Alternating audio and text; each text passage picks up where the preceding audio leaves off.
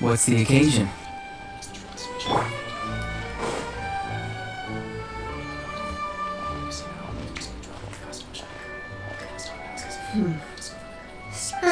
Not at all. And I've asked pretty much everyone in the Lynette's ears drooped as soon as she heard that we'd have to be out and about for days on end. And What about Chiori and Charlotte? I feel like both of them would be more than up to it. I've asked them already. This is getting pretty difficult. Nadia, Clorinde, what's up? Oh my. Well, if it is... Navia? Huh? Oh, you mean... Yep, this is our chance. Do you need our help with something? Oh, precisely. My dear partners, we've got a huge problem right now that only you... Whoa, for real? Absolutely. We've already exhausted all our other options. Traveler, Paimon, would you join us and play Marechaussee Hunter Judgment Day? Marechaussee what now? It's a new game script by the Tabletop Troupe, a local roleplay adventure club. Ever heard of the Tabletop Troupe? That sounds super interesting. Clorinde and I are and when they asked... Oh, whoa. I know I was the one that handed you the script, but so... Anyway, the script So, you're saying... Paimon and the Traveler are kind of a package deal. That's not a problem. I'll adjust the pace based on the actual number of players. Well, Traveler, what do you think? Wanna play? Paimon will follow your lead. Well, that solves our problem. Woohoo! I'll go the script manager. Didn't you just... The club introduced a completely new kind of gameplay for this script. In this iteration, the game masters on top of that, Wow, you're right. And I look forward to experience. why don't you go meet up with the others? Sounds good. You say that. I just hope... Did I?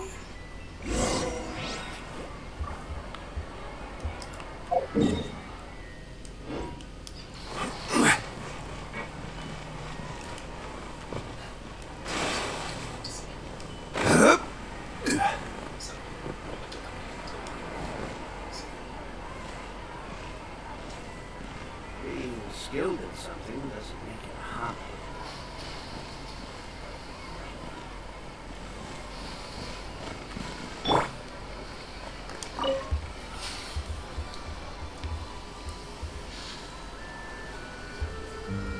So, you recommend Chiori boot?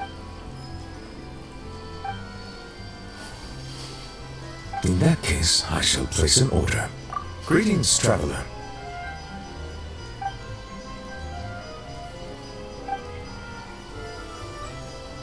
A rare opportunity to take a vacation has arisen, and I plan to use it to visit the Melusines in Mercy Village. It has been some time since my last visit, and as such meetings are hard to come by, I wish to prepare some gifts. As you are here, might I solicit your advice? I believe you have already befriended a number of Melusines. Indeed, given the environmental variations there, some waterproof... Then I shall leave their procurement to you. Prioritize what you like, without regard to cost. I will ensure you have an ample budget. Oh, Sidine, are there any foods particularly popular among the Melusines recently?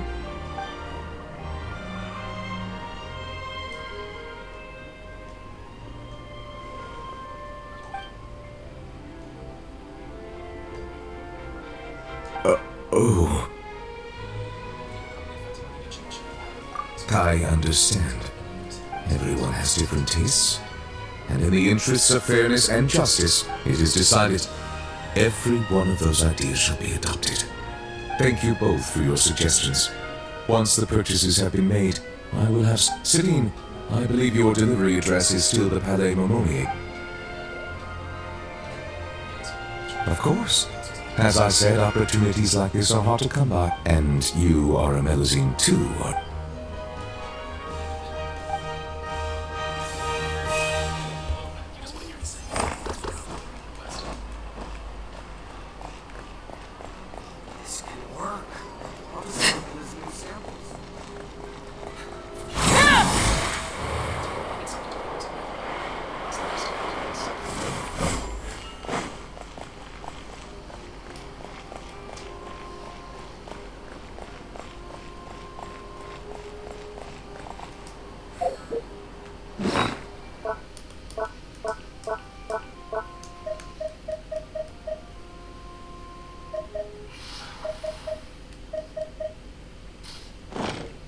Staring into my eyes is ill-advised.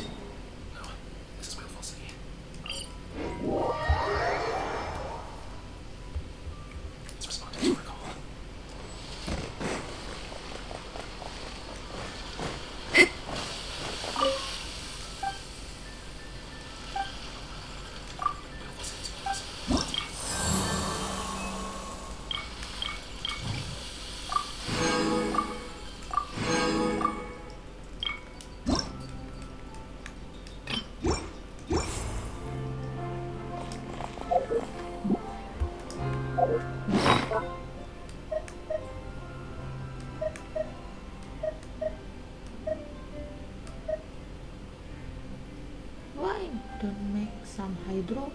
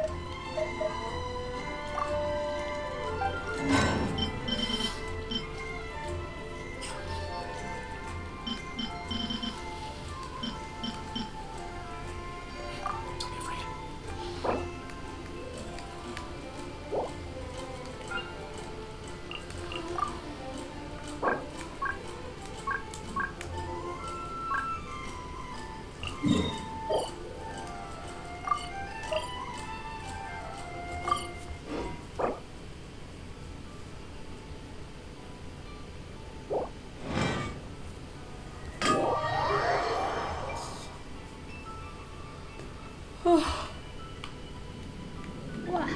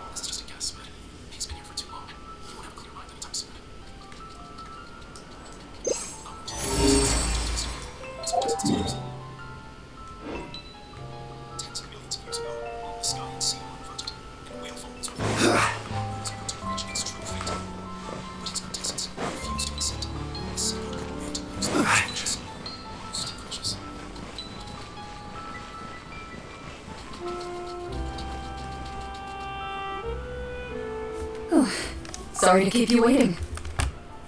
You're back! Huh? And you've got the Traveler and Paimon with you too! What a pleasant surprise. I assume you'll be joining us for the game then? Hey, Farina! Paimon didn't know you were playing too! Are you also members of the tabletop crew?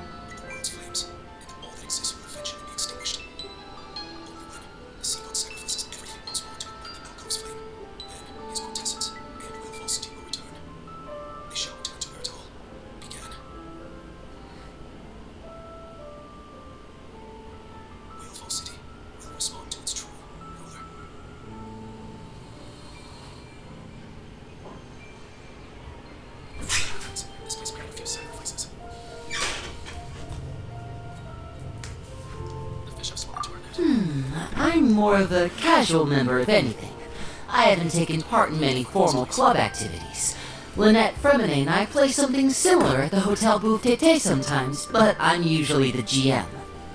Still, I'm sure it'll be fun being a player for the first time. I'm looking forward to it. Well, I'm not a member of the club at all. Clorinde simply woke me up first thing this morning, said there was a good script worth experiencing, and asked if I wanted in.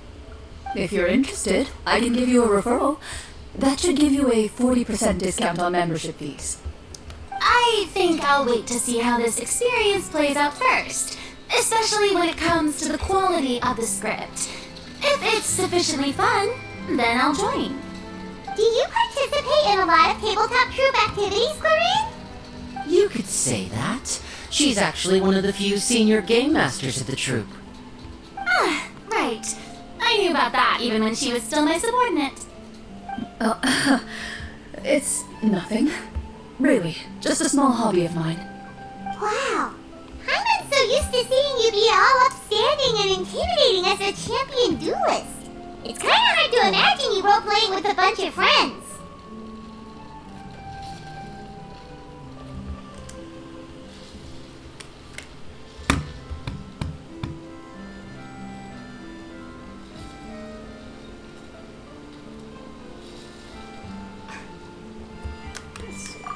Surely you jest. I would never intentionally make things difficult for my players. I maintain a clear boundary between my professional and personal lives. The me you see at court represents the law and order of Fontaine. I put all personal feelings to the side and grant a fair duel to all who seek to defend their honor. But in my personal life, I'm just an ordinary person. Someone who feels anger and sadness, just like everyone else. Well, you say that, but for all the time I've known you, I don't think I've ever seen you cry. I've seen you get angry, sure, but now I'm wondering whether you were actually mad or if it just looked that way from the outside. I was probably in work mode during those times. Is that so? Well, in any case, I just feel like even in your personal life, you don't get emotional very often. So you want to see me cry? That might be a little difficult.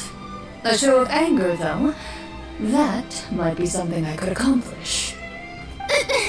No, that's not what I meant.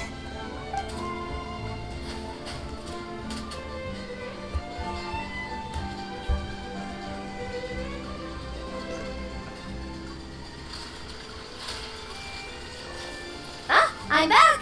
Here, allow me to introduce you to the script manager, Mr. Florian. Pleasure to meet you all. Hello. Wait, are you a champion duelist too, Mr. Florian? Oh, no. This is just the costume provided by the club. I occasionally play a few of the roles in my scripts. That sounds like a lot of work. It's nothing. It's the least we can do to give the players a more immersive experience. Anyway, allow me to give you a brief introduction of the script. This script was adapted from the real history of the Marechaussee Hunters. You all will play the role of hunters from a bygone era and resolve a series of events unfolding in the capital. Paimon's not super familiar with the history of the Marechaussee Hunters. Is that a problem? Oh, no problem at all. I can give you a brief rundown. So, basically, Marechaussee Hunters were people who dedicated themselves to hunting monsters and protecting the city by using a special swordsmanship technique passed down over generations. Their story can be traced back to the ancient Remurian dynasty, as well as the first hunter, Kasih. But I'll leave the finer details for you to seek out and discover later. And I'll provide additional commentary as the story progresses. In that case, brave hunters, are you ready to set out on an unknown adventure? Whoa, just one sentence and it's like we're in the story already! Aha! I see many a determined gaze before me. Very well. Head over to this location and begin your heroic journey. So, as we follow the story, it leads us to specific scenes? Ooh, sounds pretty innovative. What does the message in the envelope say? It's the exact location of the scene, as well as the formal permission to use the venue. Seems like they have everything prepared. Please check all your belongings, everyone, and make sure you haven't forgotten anything. Once you're ready, please follow me to the designated location. Sounds good! Hunter Squad, move out!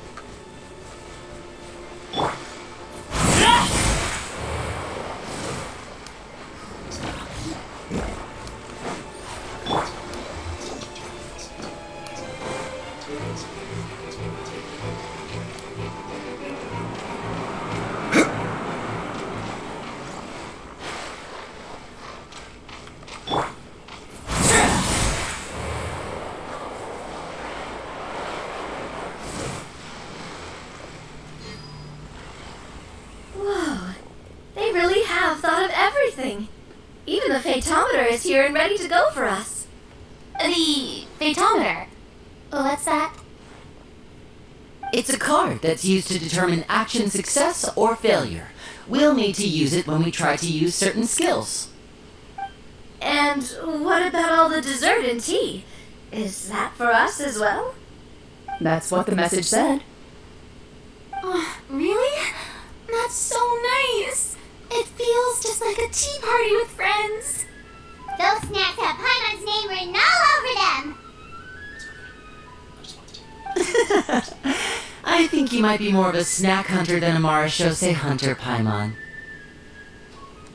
Snack hunter Paimon reported for duty. If there are delicious snacks to be found, Paimon will track down every last one. The desserts are great, but I'm still looking forward to the story more than anything. Very fair. Then, let us begin. First, please pick up the blank character cards in front of you and write down your name and profession.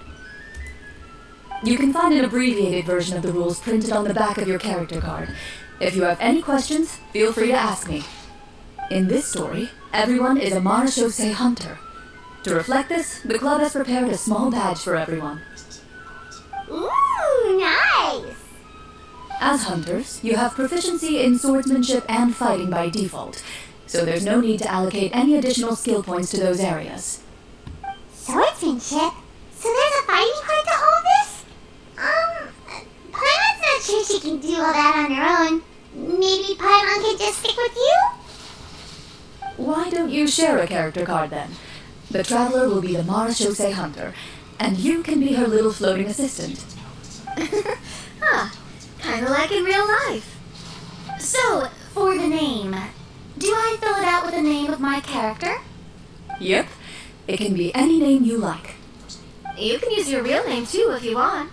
I do that whenever I get too lazy to think of a new name. Oh, so it would be like experiencing a different life, but still as yourself. That's not a bad idea. In that case, I think I'll continue to use the name Linny then.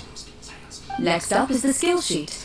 You have a limited amount of skill points that you can use to learn a number of skills. The more points you invest in a particular skill, the easier it will be to pass associated checks. I'll take persuasion and investigation. Those are must-haves when it comes to missions like these. Oh, those skills sound like they'd be useful for gathering intelligence. Good idea, Navia. Just as expected of a veteran player. So should we also take those skills then? Not necessarily. Since we're working together as a team, we could leave the negotiations to Navia and use our skill points to pick up other useful skills. For example, I think I'll take stealth and sleight of hand. That will give us more options if we run into any situations we can't negotiate our way out of. Oh, interesting. I wasn't thinking about it like that. I suppose it's not so different from an acting troupe. Everyone has their own role to play. Let me see. I'll take arts and performance. I'm not quite sure what use will be, but I'm not as knowledgeable about the other skills, and I'm not too confident I'd be able to roleplay them well. Well, that leaves us. What do you want to learn, Traveler?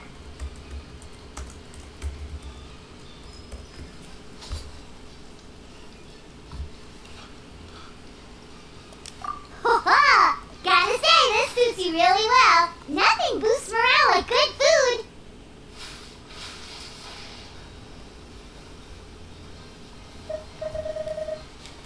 Ooh, so what do you think? Are you sure you want... Let's see. Oh, looks like you each have enough points to choose one final skill. You've all picked such classic skills. It's fine to go a little bit out of the box, you know. Why do I get the feeling she's getting ready to cause trouble?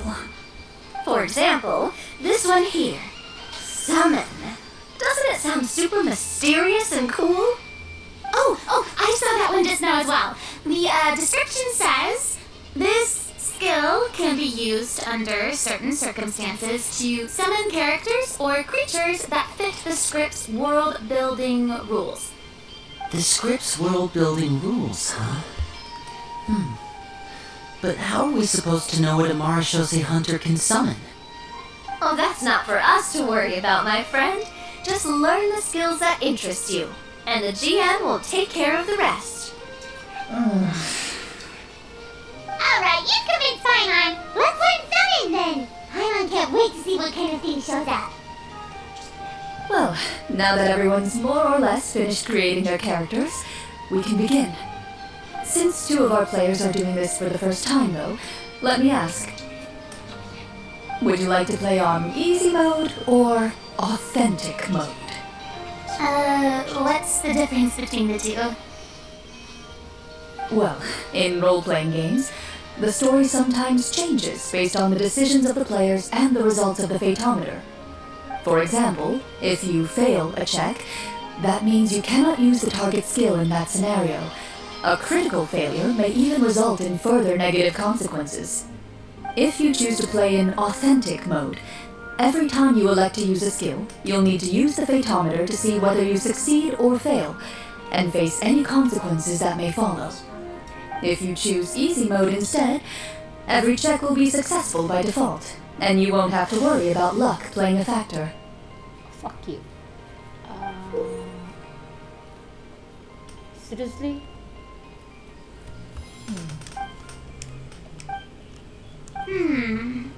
Given that I'd like to focus on the story, I suppose I should pick easy mode. I'd feel bad if I brought the team down by failing my checks. I think to Oh, come on. Don't worry about that. RNG is the lifeblood of role-playing games. I'm going with authentic mode for sure. Never knowing what you might have to overcome. Ugh, doesn't that sound exciting? I'd rather be mentally prepared for what might happen. Alright, then I'll mark down Farina for easy mode. All her checks will be successful by default. As usual, Navia and Linny will play on authentic mode. What about you, dear partner? How would you like to play?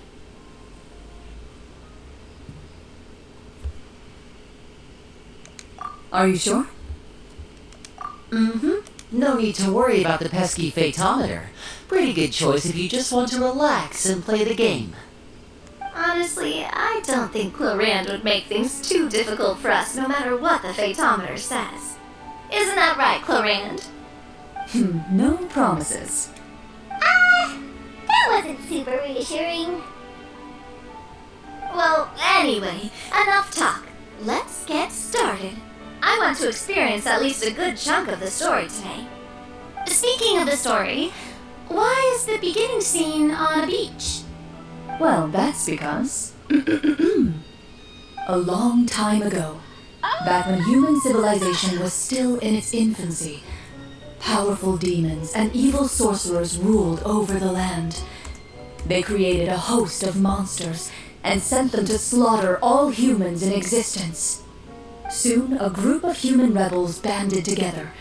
With their swords raised, they swore to brave the darkness, and in doing so, subdue each and every monster that sought their destruction. They became known as the Marashose Hunters.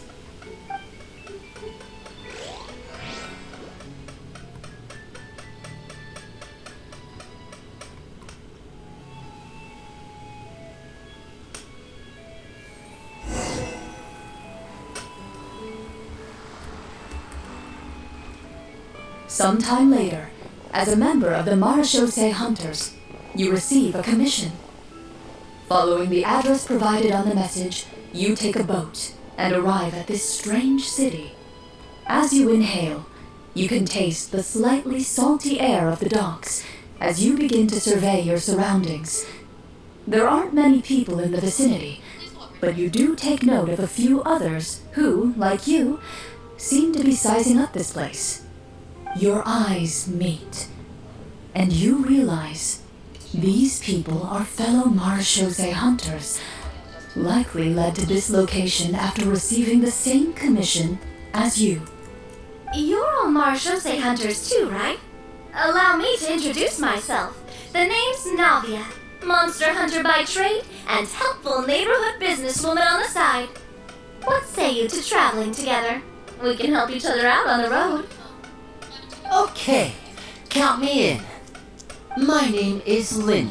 I've been wandering since I was little and picked up a few less than legal tricks along the way.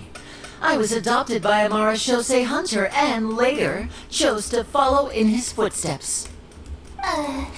Is this where you introduce your character to everyone? It sounds like we've done this dozens of times. My name is Farina, and, I grew up in a noble family. I always had a strong interest in performance and the arts. Even though I'm a Marshose hunter, what I really want is to be a performing artiste. Hey, that's really cool. You can do it, Farina. That's exactly how it's done. Paimon is Paimon, a good friend and companion to this Marashose hunter right here.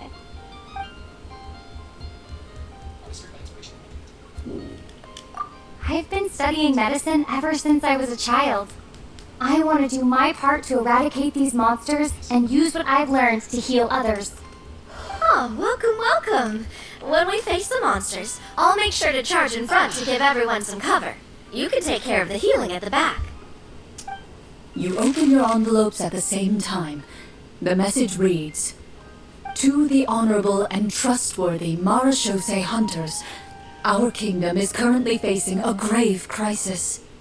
The lands outside the capital have been overtaken by monsters, and our people are being led astray by forces of wickedness. We beseech you, please help us resolve this crisis and return peace and stability to our home." Huh. The layout of this city looks super familiar. It kind of reminds Paimon of Mondstadt. The scriptwriter must have used a real-world city as a reference when coming up with the map.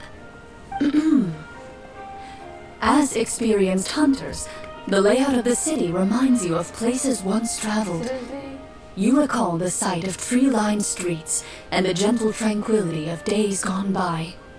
Yet, as you regard the city in front of you, it appears to be little more than an empty shell. Its hollow gates are open to you, beckoning you to come forth and bring salvation back to the town. I carefully read every line of the letter and turn my attention to the signatures at the bottom. Who issued this commission to us? You see a long string of unfamiliar names. It would seem that many of the residents of the city issued this commission together. They sensed that things were not right within the kingdom and sent a distress signal to the outside world. In that case, why don't we take a walk around the city and see if we can learn anything from the local residents? Oh, good idea. We might be able to get some leads on the monsters and bad guys we're after. You look up and see a tavern nearby. It appears to be open for the day. Why don't we go check out that tavern? If the novels I've read are anything to go by, taverns are usually full of information.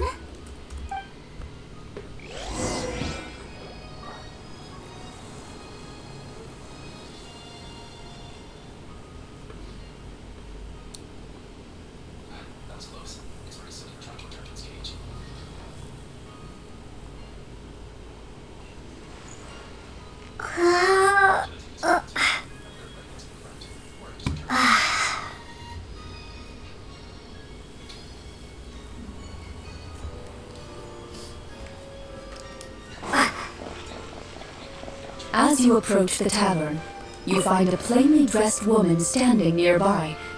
She appears to be rather troubled about something.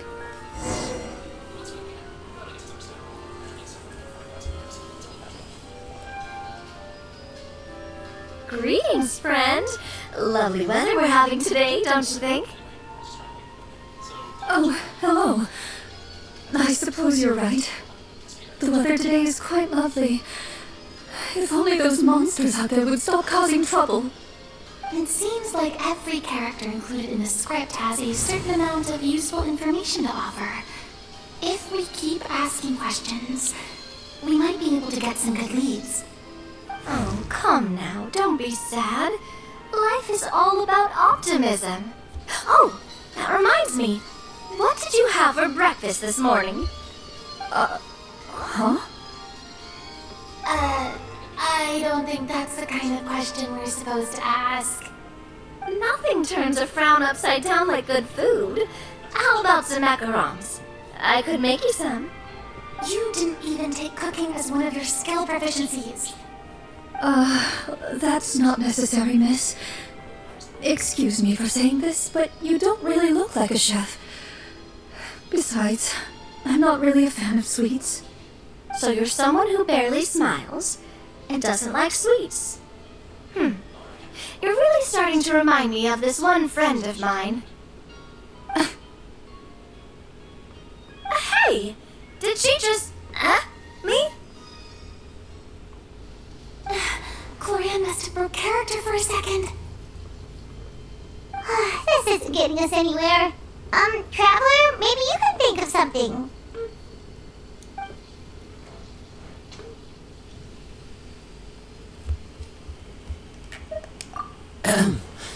Miss, we'd love to learn more about the monsters you mentioned. If you're willing to open up to us, we might just be able to help resolve the troubles you're facing.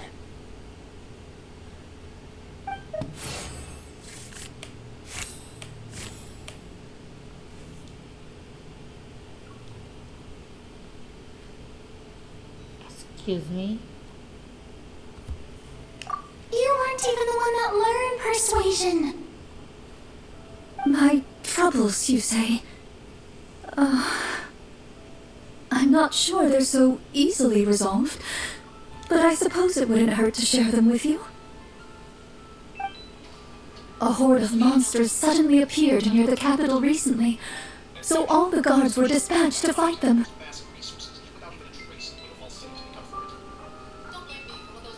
Do you remember when those monsters appeared? I'm not completely sure. All I know is that my husband was dispatched to fight them 3 days ago. Do you know where he was sent? It all happened so fast. When we said our goodbyes, he couldn't even tell me where they were sending him. You have our thanks, friend. We'll find and defeat those monsters as soon as possible. We sincerely hope your husband will be able to return to your side soon. Oh, thank you. Don't worry. We'll find him. Just try to remain optimistic and wait for good news. We don't always get to choose what happens to us. But we do get to choose the little things, like what we eat and how we respond to the things life throws our way. I hope that one day, you too will recognize the power of something as small and inconsequential as a delicious dessert. I'll do my best. You bid farewell to the woman, and continue your journey further into the city.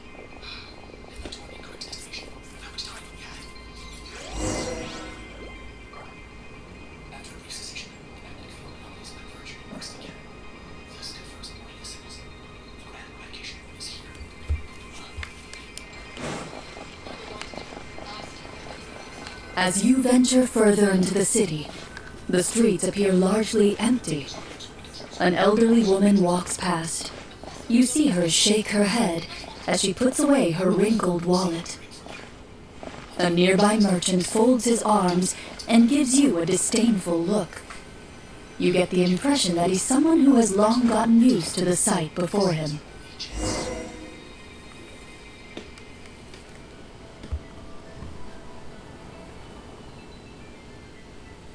Although he doesn't seem very friendly, merchants are usually a good source of information, right? Pardon me, sir. I'd like to ask a question if I may. That depends. How much are you willing to pay? How about this much? What do you take me for? Some lowly beggar? You can't even buy half an onion with that amount. Surely an onion can't be that expensive, right? What do you know? War's nearly upon us. Everything costs several times what it did before. If you're not gonna buy anything, then scram. Whoa, what a nasty guy. Maybe we shouldn't even bother talking to him. But he still might have information we need. Traveler, can you think of something?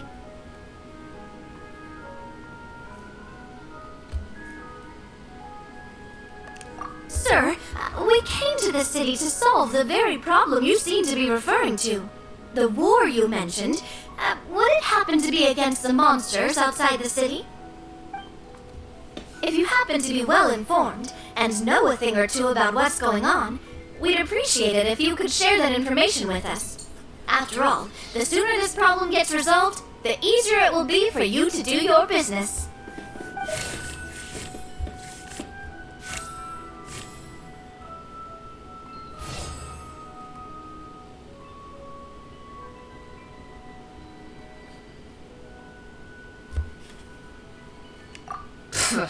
Well, things are basically as you said, young lady. Those monsters are camped outside the city, and they've been destroying all our trade routes. We have limited reserves within the city, so if this continues, we're all gonna be in big trouble. Wait, you're saying no one has put a plan in place to distribute supplies or maintain order? We could all starve, and those nobles in the palace wouldn't even break a sweat. Who knows? Maybe they've been in cahoots with the monsters all along. That is concerning.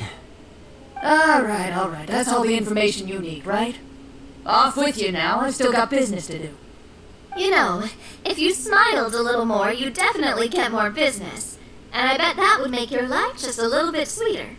I'm not saying it's guaranteed to work. It's just a tip.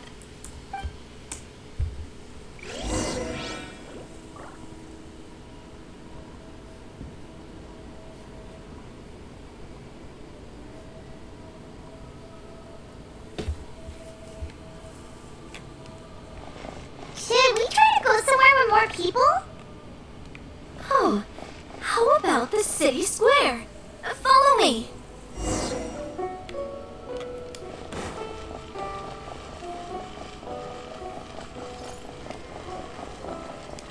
Before you lies the city's central square.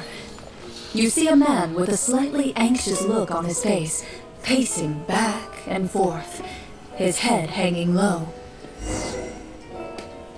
He doesn't seem to notice your approach. Still immersed in his own thoughts, he shakes his head and lets out a long sigh. This guy seems promising enough. Maybe I can get some information out of him.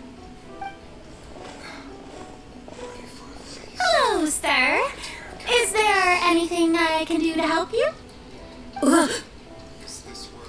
Wait, you're... I'm...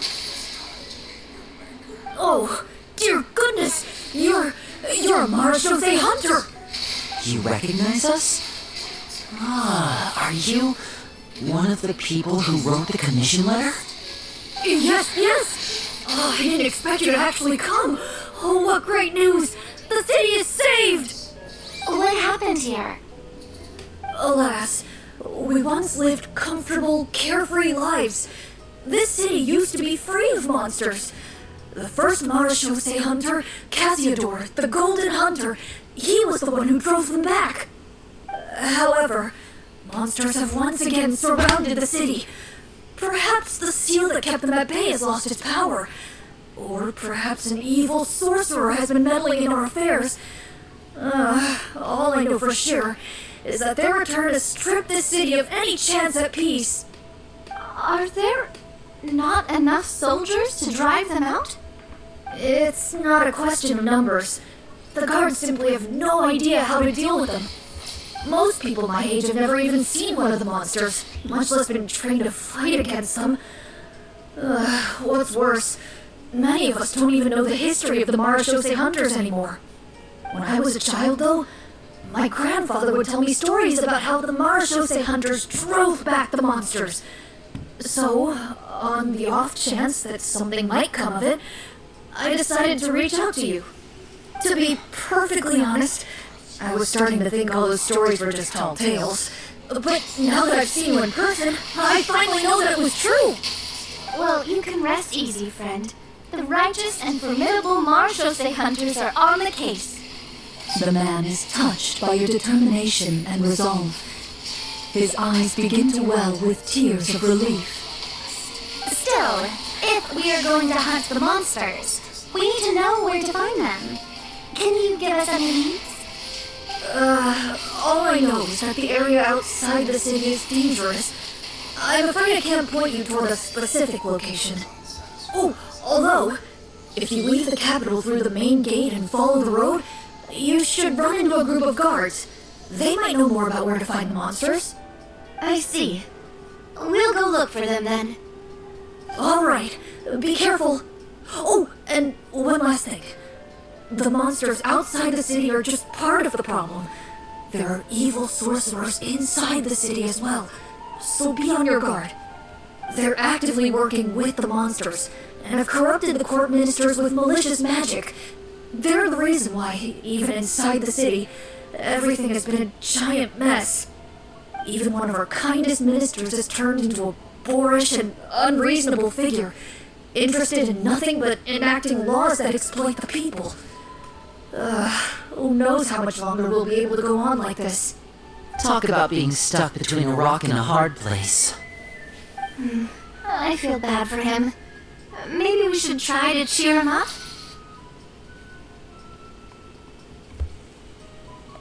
Hey, not everything can be solved with food. I appreciate your kindness, but for now, it's more important to focus on the crisis at hand. Brave hunters, I leave the future of this kingdom to you.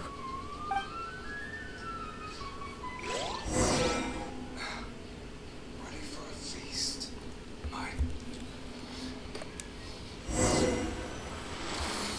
If I understood correctly, there are currently 2 problems in the kingdom that need solving, right?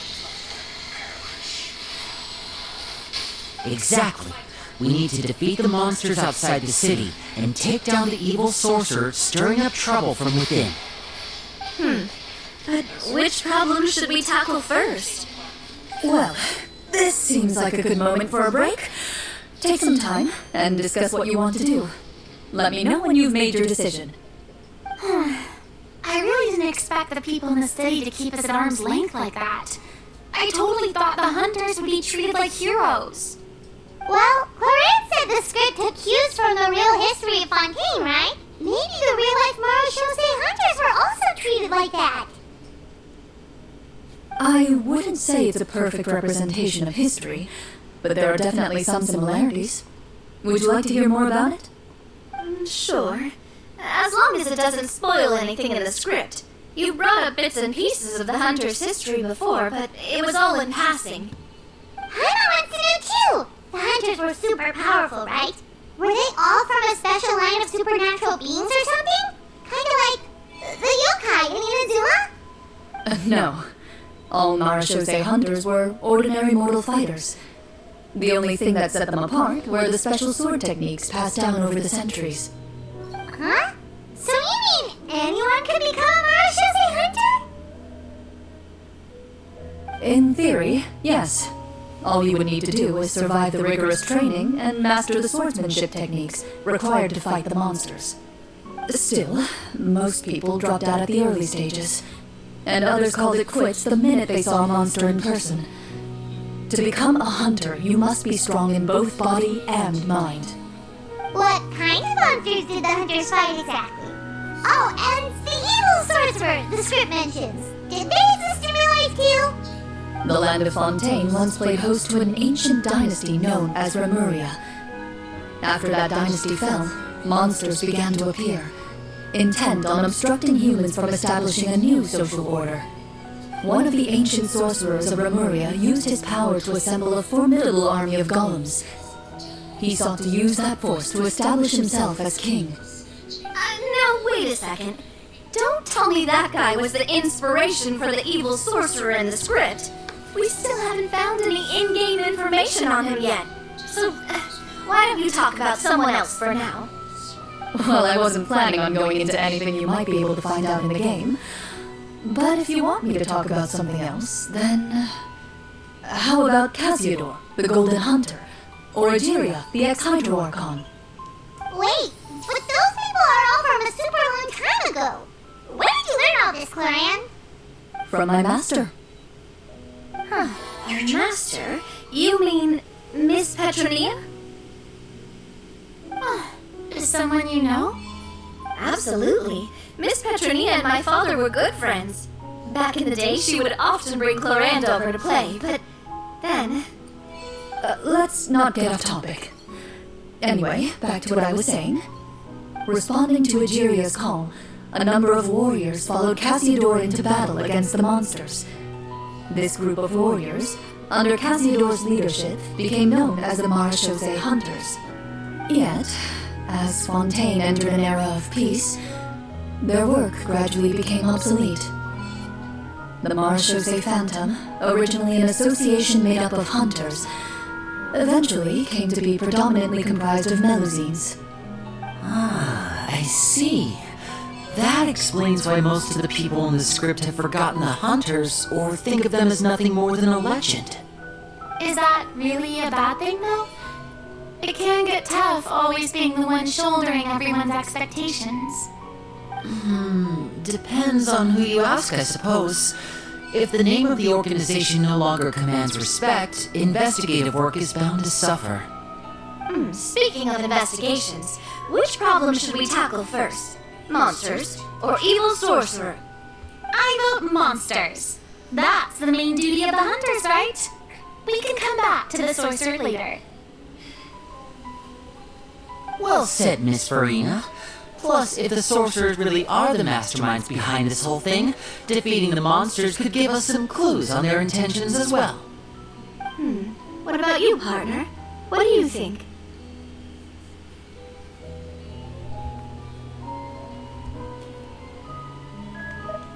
I mean, you're not wrong.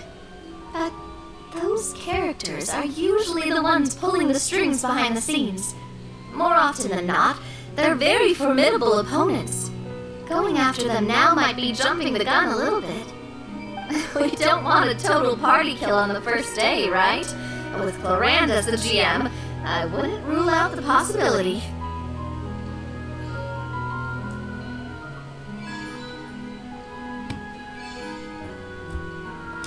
Then it's settled. Let's go hunt some monsters. All right. After some discussion, you decide to turn around and head out of the city.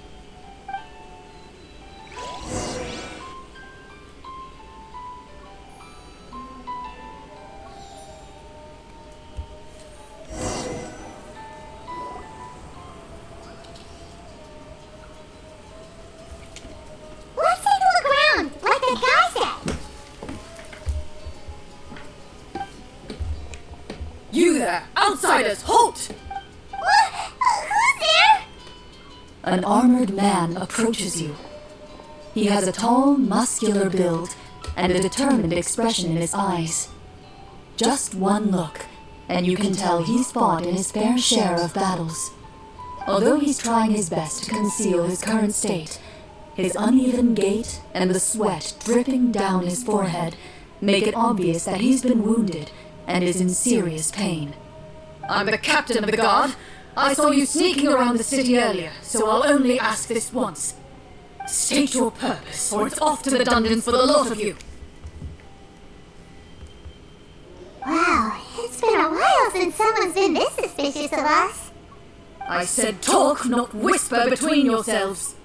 Have you ever heard of the Marechaussee Hunters? Marechaussee Hunters? Ha! That fairy tale, you mean? What, do you expect me to believe you're one of them?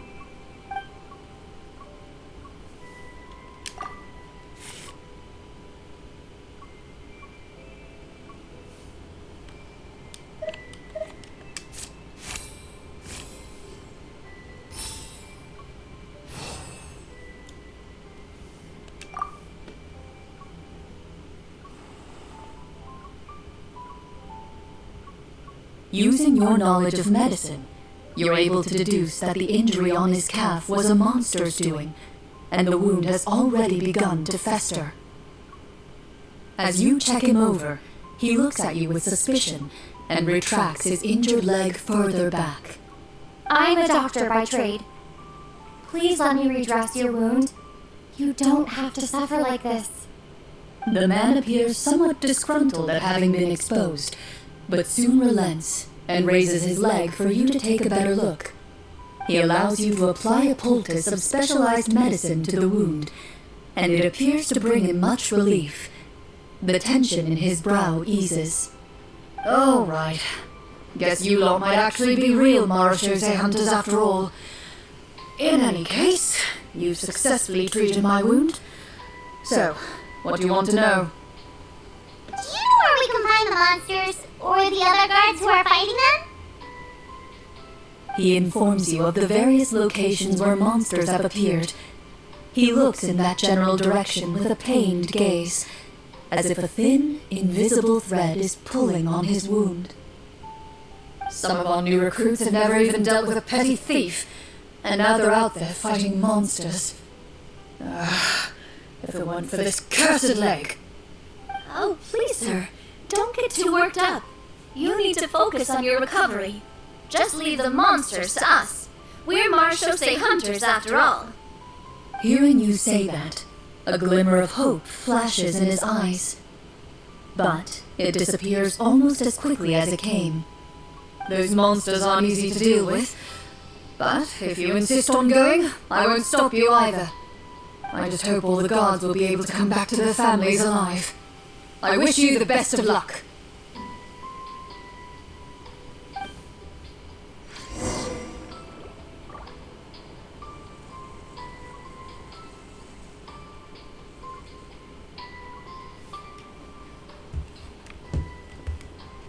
Based on what the captain said, the monsters should be right up ahead.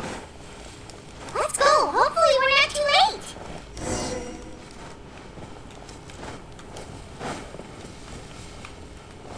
As you approach the battlefield, you see numerous people lying by the side of the road.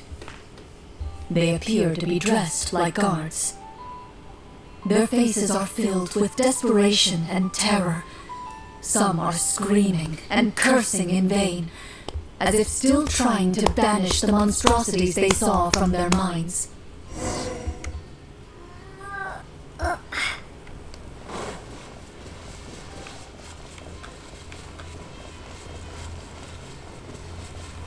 A few of the wounded look up at you in shock and disbelief. Quick, leave this place. Turn around and don't look back, they yell.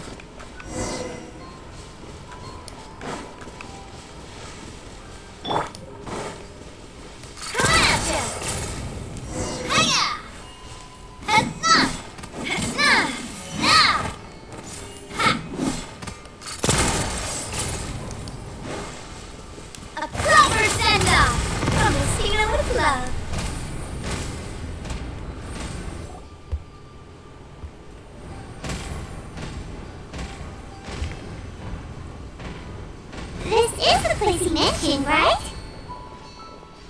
You see broken iron swords scattered all around you, and downed trees riddled with terrifying claw marks. All the signs point to one thing. A truly devastating battle just took place here. Be on your guard, everyone. The monsters might still be around. Before you can finish your sentence, you hear rustling sounds from the surrounding bushes. The monsters have emerged. They close in on you without fear. You get the impression that, in their bloodthirsty eyes, you're just another meal for them to devour. Help here! This thing wants to eat my mind! Your battle round begins now.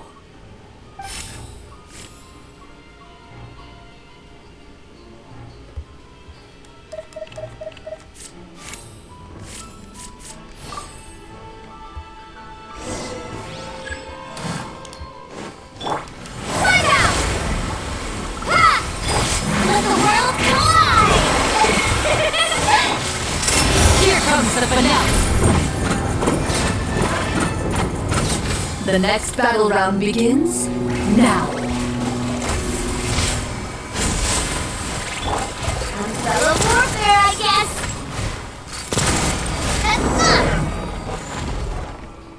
the monsters let out a terrifying roar of anger and resentment before dissipating into thin air. Oh, thank goodness it's over. We're lucky the Marashose Hunter class came with all those preset skill points. Otherwise, we would have been in some real trouble. I never knew the photometer even determines the amount of damage you inflict. If you get unlucky, isn't it just game over right then and there? That's part of the fun. The uncertainty of fate is what gives these games their appeal. Just as you begin to celebrate your victory, a suspicious lump on the ground catches your attention. A suspicious lump? Wait, could it be the thing that appears after every battle? I walk up to it, crouch down, and begin to carefully examine it. I've still got my right glove on, so it should be fine for me to touch it, right? As you investigate the mound, you discover that the exposed portion appears to be made of wood. It was previously obscured by the large form of the monsters. With the monsters gone, the small protrusion now awaits your discovery, poking out of the ground like a shy flower bud. Ooh, the treasure chest!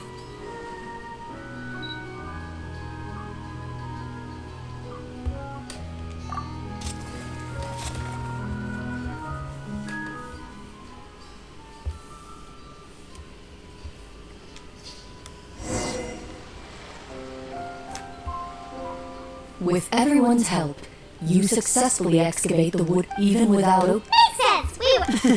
I can understand your excitement, Paimon, but think about it. Yeah.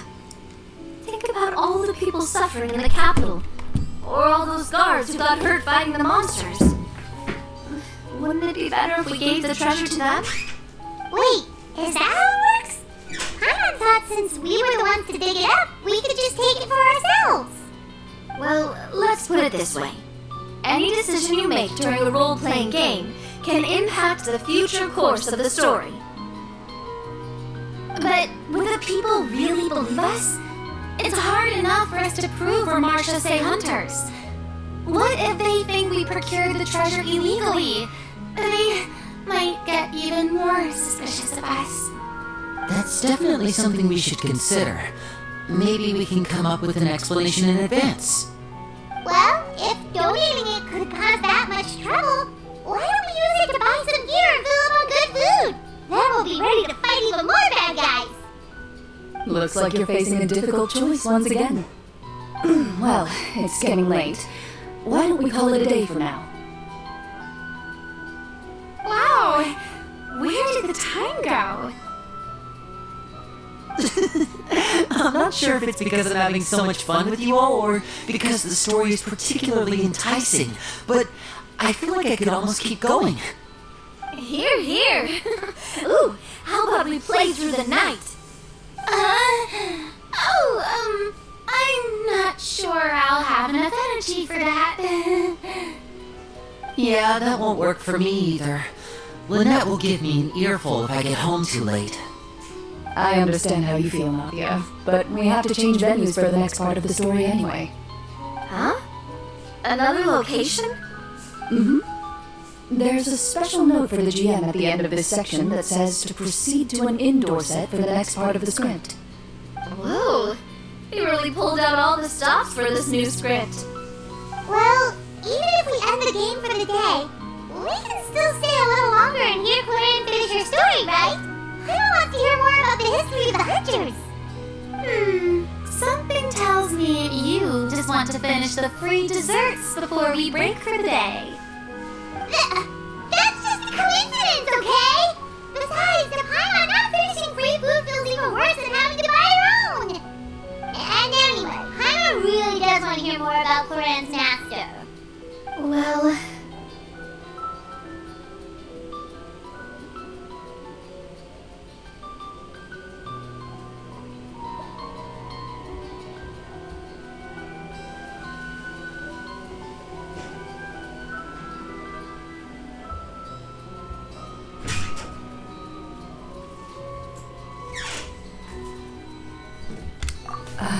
It's nothing.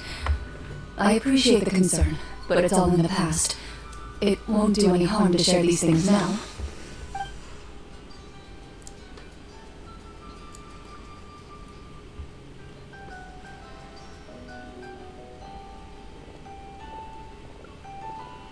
My earliest memories are of living with Master. According to her, she saved me from certain people of ill repute. My birth parents had left me behind some time before that.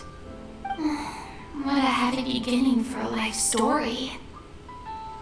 Master was a fascinating individual, if inexperienced in the ways of raising children. My first ever toy was a short sword. Although I suppose it wasn't so much a toy as something Master removed from her waist and handed to a noisy child in need of distraction. Oh wait, so she handed an actual sword to a child? Isn't that dangerous? Did you hurt yourself? Of course I did. I cut my palm and bled quite a lot. But Master was not concerned. She just stood there and casually lectured me about it. "See, that's what you get for not holding the sword properly," she told me. She then crouched down next to me and said, "Give me your hand. I'll teach you to bandage this wound. After that, it's time to learn how to truly hold a blade."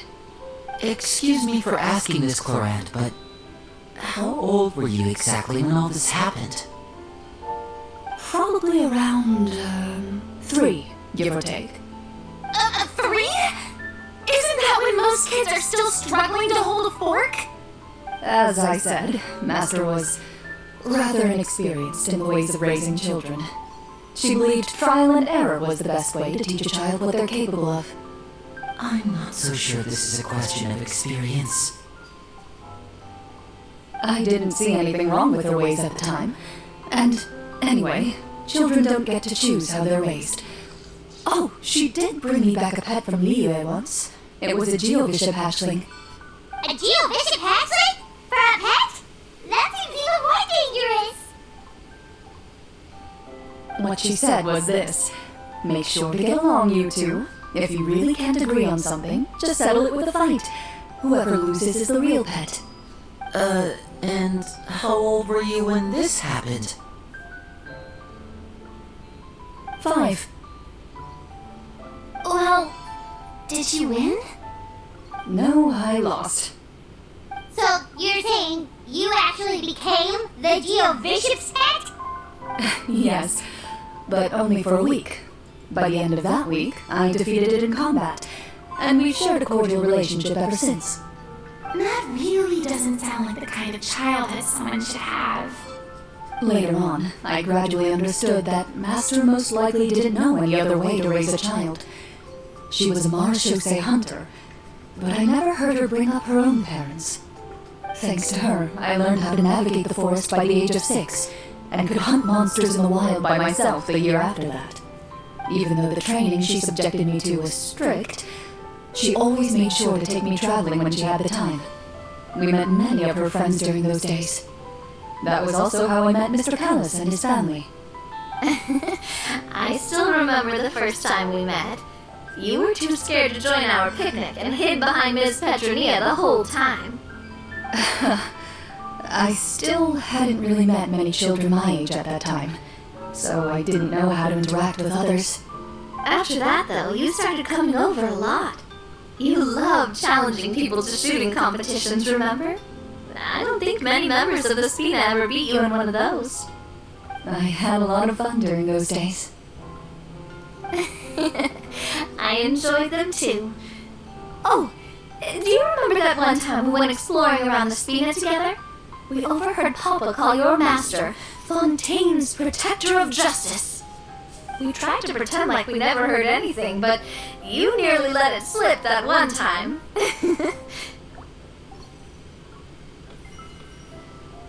Protector of Justice? Oh, wait, you mean that vigilante hero from 20 years ago? The one who was always active at night? Yep, that would be her.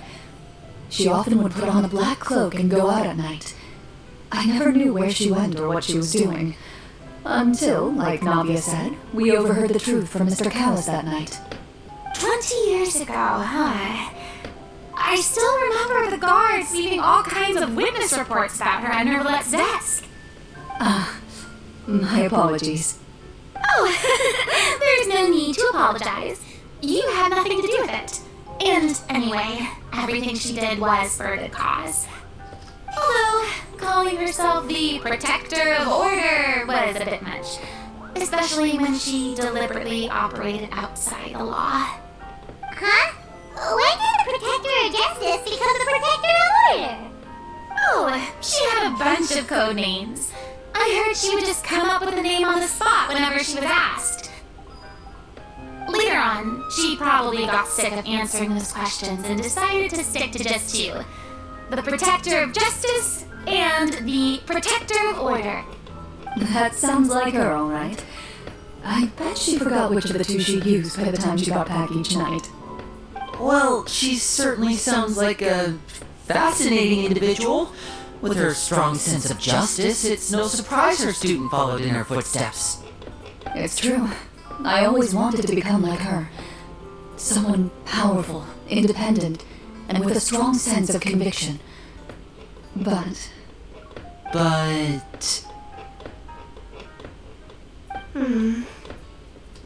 She suddenly disappeared the night I turned 10 years old. Disappeared? What happened? I have no idea. She didn't even leave a note. I was never able to find out where she went. That night, I was celebrating my birthday at Navia's house, but Master never came to pick me up. When I returned home on my own, it was to an empty house. When she still didn't appear after a few days, I went to Mr. Callis's house to ask about her whereabouts, but he only shook his head. Papa probably didn't know either. I know he sent a few people to investigate the matter in secret, but they never found any credible leads. Don't worry, I understand. To be perfectly honest, given Master's personality and way of doing things, it all made a lot of sense. If I had to guess, I'd say she probably used it as an opportunity to force me to become independent.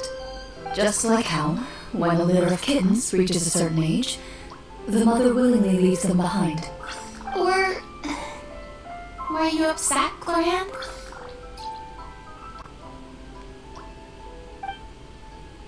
I was at first, but not anymore. I don't believe Master would suddenly disappear for no reason. There must have been something she just had to do. Well, despite everything, you still managed to follow in her footsteps and become the greatest champion duelist in all of Fontaine. You're practically a living symbol of law and justice. I suspect my position would be far too by the books for her. Master always did whatever she pleased. But you're right. I suppose I do take after her in some ways. Who knew Clorinde had such an interesting past? I never had the chance to ask her about it before. I wonder if Clorinde's master were the champion duelist back then. Would that duel against Mr. Callis have gone differently? Oh no. Judging by the atmosphere, Clorinde and Navia are probably thinking something similar. The mood just got super awkward all of a sudden. Well, anyway. Would you look at the time? It's getting dark, so we should probably call it a day for real this time. If we keep talking like this, we really will be here all night. I had a great time today, Miss Clorinde. Thank you for being our GM. Anytime. The script was good, but I've got to say, your childhood stories were even better. Hey, you should tell us more about that fight against the Geo-Bishop sometime. Maybe your master was onto something. You could be right. What does she mean, onto something? I certainly don't know any 5-year-olds who want to fight a bishop in their spare time. Guess I'll head back as well. I need to save my energy if I want to continue enjoying the story tomorrow. You're that excited to hear about my fight with the bishop? I was talking about the script.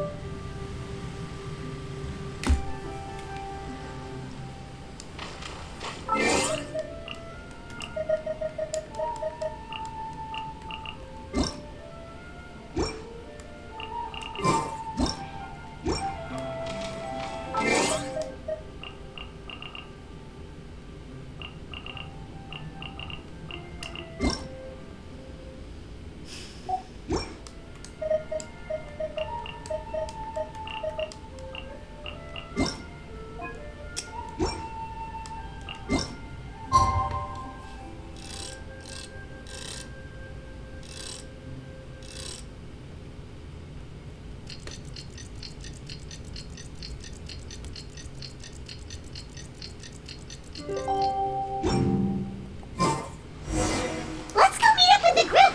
Huh?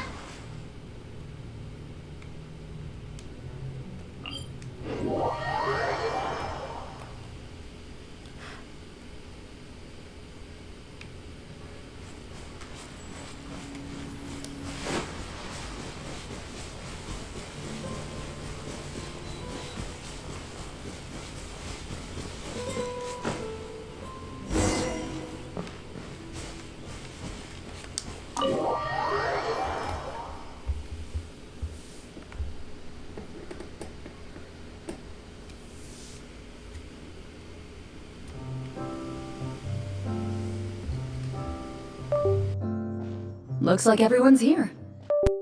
Before we... Why don't we finish where we left off yesterday? There was an important decision to be made, yes? I'll pour everyone a cup of tea.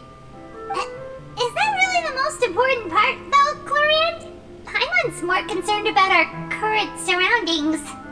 Heavy walls, cold railings, dim lights. This is obviously supposed to be a prison. I admire the work put into the set. Still, it's obvious the scriptwriter has never paid a visit to the fortress of Meripede. So this set is going to be a part of the script? Unfortunately, that is something I can neither confirm nor deny. Anyone think Clorinde's smile is starting to look kinda scary? Well, whatever happens, we'll just have to push on. But first, we should really figure out what to do with this treasure. If we're worried about arousing suspicion because of our identity, why don't we give ourselves a different name, just like Clorinde's master did?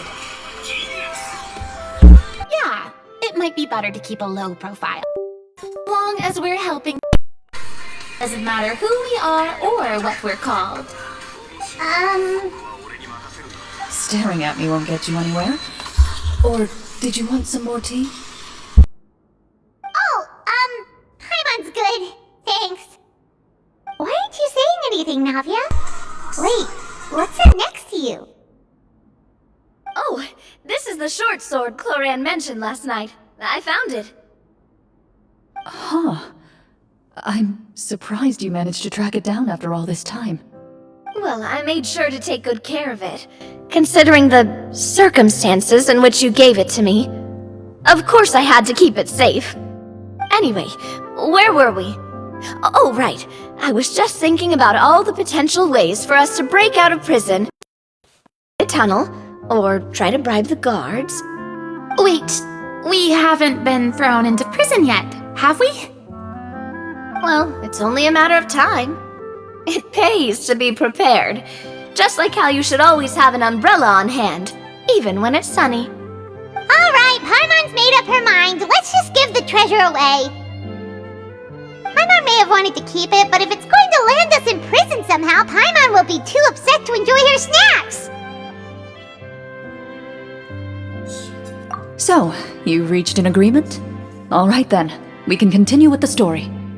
Oh, and we'll collect all the scattered pieces of treasure on the ground as well. Alright. You collect the treasure and make your way back to the capital with your bag of loot in hand.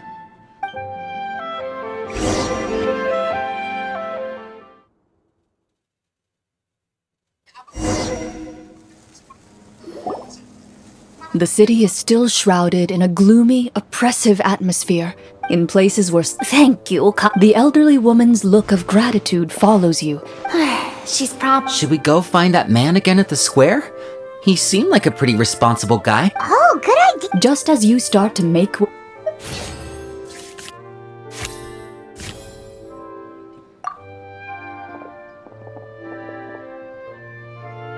Please wait, distinguished guests. Several strange guards suddenly call out to you.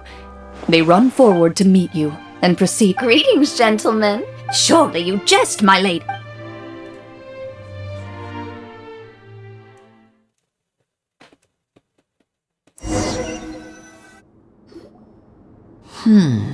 Do you think this could be... Well, we have to investigate the court at some point. I say we go for it. That... After a quick discussion, gilded tables line both sides of the hall. Wow. The elderly king, he wears above a man dressed in... After a moment, The king does not... the king remains esteemed. I've heard however, seeing... Well, we've...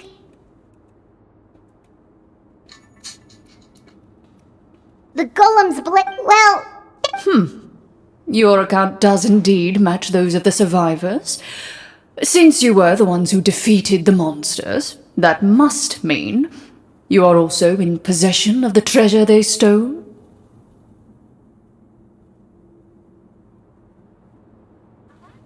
Well, we did take the treasure... How did he know about the treasure? Then I must ask that you return it at once. It belongs to the kingdom. Wait, but didn't you just say that our great deed deserved a reward? Shouldn't the treasure be considered a part of that? Yes, that was indeed what I said. But you seem to have forgotten a very important distinction. Only that which is freely given by the king can be considered a reward. But that's completely Yeah, that makes no sense! Maybe so, yet the fact remains. What, no answer? Surely you're not insinuating that you, a group of legendary marechaussee hunters, sought to take the treasure for yourselves? Well, what about the king? Is he just gonna let this guy talk for him the whole time? Clad in his magnificent robe, the king remains... From the look of things, could the Prime Minister be the evil sorcerer? Or could both... I would like to observe the number of guards stationed in the hall. The guards in the palace appear fully armed, their expressions solemn. Sensing the tense... Well, there goes my plan to turn the whole place upside down. It appears we've been visited by nothing more than a group of ill-intentioned imposters. Before I decide your fate, however, I must first Can't we try to slip away? Or maybe... But if we try to fight the guards right now... Don't worry. At least we figured out who's behind all... Thanks, you guys. You allow yourself to be led away by guards surrounding you on both sides. It's only when you begin to feel drops of water falling from the dungeon's... Stay here, and don't try anything funny. The guards lock the cell door and leave... Wait, sir! Your voice echoes through the... No! What should we do now? Carve out a new path of fate with our own two hands. You reach toward your waist, but find nothing there. What about that knife I hid in my boot? When did you hide it in there? When I was thinking about digging a Rejected. You failed to inform the GM of this... And the keys to the cell aren't anywhere to be seen? Correct. You don't even... Oh, well, there go... Indeed. Huh? Why are you the one saying indeed? Because that statement holds What? But that's a terrible ending! I mean... That is a... If only there were desserts and tea and real pretty. Oh, before I forget, I took a Wait, I doubt it. The way she went... Master left many things to me when she disappeared. There was the sword, an old key, and a good amount of junk she probably just didn't want to take with her. I gave you the sword back then, because I didn't want our friendship to end. Wait, when did this happen exactly? After the duel. Between Mr. Callis and myself. Before that, Clorinde would have meals with us and even stay over at the Spina some days. She was on great terms with Papa as well. After the duel, though, there was a period of time where we simply didn't know how to face each other. She entrusted this sword to me, and never came back. We were both sad, and conflicted, and totally overthinking everything as a result. Whenever I looked at this sword, I couldn't help but wonder if Miss Petronia had never introduced us to each other at that picnic. Maybe part of the sadness I was feeling could have been avoided. Back then, it felt like I hadn't just lost a father, but a close friend as well. no one can change the past. The most important thing is that you two found your way back to each other and can enjoy things like this together. Yep, you're right. I'm sorry, you two. I didn't mean to bring up any sad memories. Think nothing of it. No one here is at fault.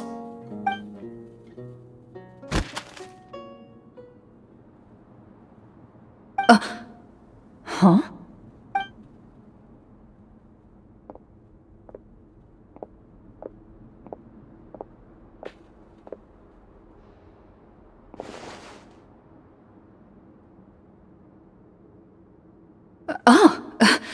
Looks like the next part of our script is here. Perfect timing. The situation was really starting to get desperate. And not just because of the prison thing. From Clorinde's face, Paimon really can't tell if it's good news or bad news.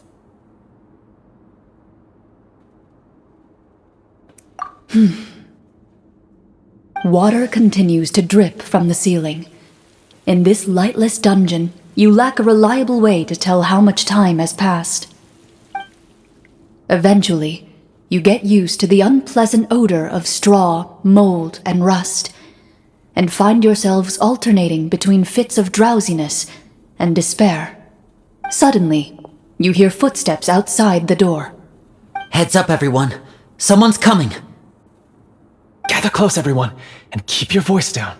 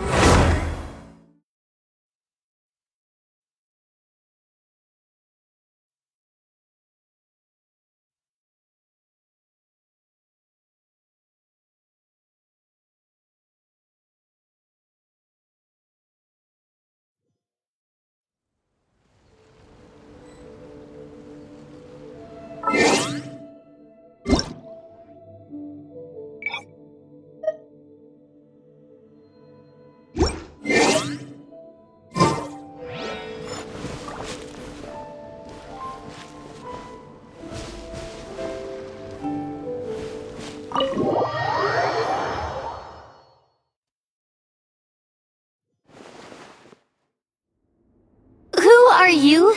I work as a guard in these dungeons, but my true identity is the same as your own. I'm also a marechaussee hunter. Huh? Shh. I've already sent away the other guards, but if we make too much noise... I understand, but how can we be sure we can trust you? The king has issued a formal decree. In light of the irrefutable proof of your crime, you're to be executed before tomorrow's sunrise. If you want to escape, it has to be now. Executed? We barely did anything! Monsters appearing at the same location as the treasure. Could this entire thing have been a trap? There will be time for speculation once we're out of here. As for my identity, I have no way to prove that to you just yet. Infiltrating the capital was difficult, and finding a chance to speak with you has taken a lot out of me. I could go on, but I think we can all agree that now is not the time for details.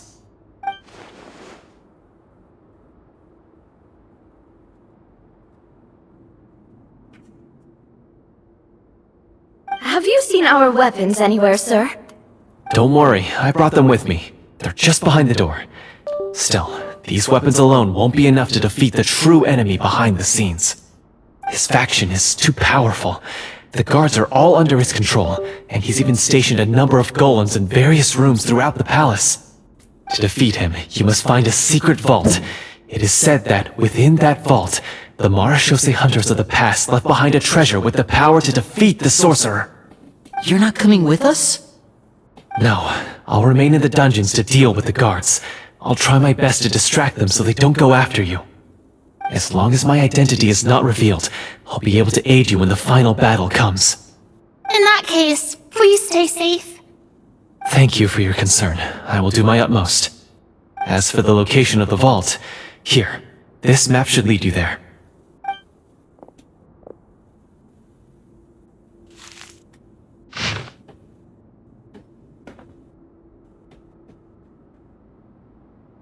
Got it. Alright, once I open the door, you now have the end. With the help of the guard, you Wait,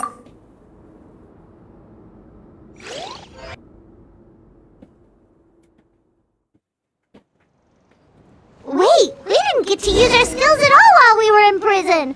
Who knows when we're gonna get the chance to use that cool sonic spell? That is a pity, but we can only continue to move forward.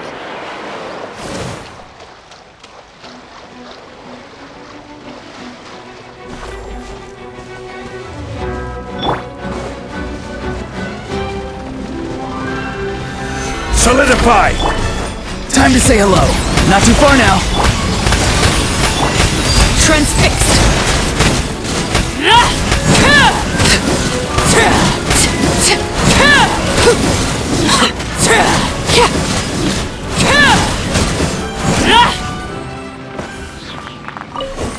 I hear the children singing.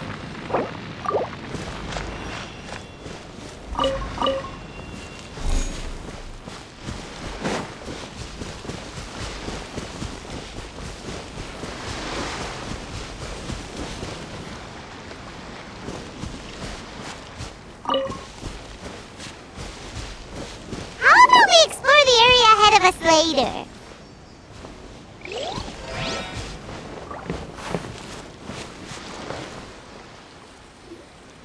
This should be the place marked on the map. This bit of rock certainly looks suspicious. Well, I'd say an investigation's in order then. Plus, if all else fails, we can just blow it up. Wow, you really meant that! Before you lies a serene stretch of open water, its surface shimmering a brilliant shade of sapphire blue. Well, guess this means it's time for a swim!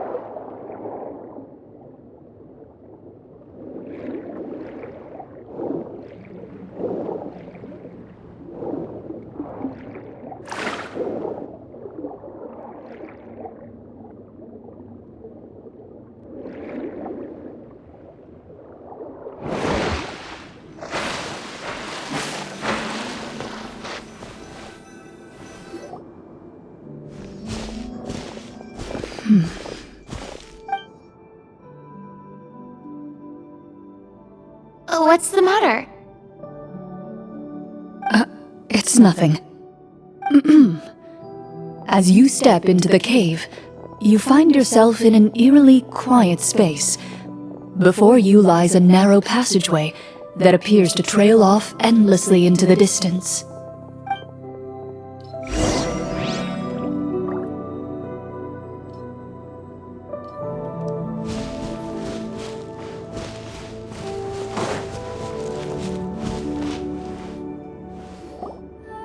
Wow, this must be where the treasure is hidden!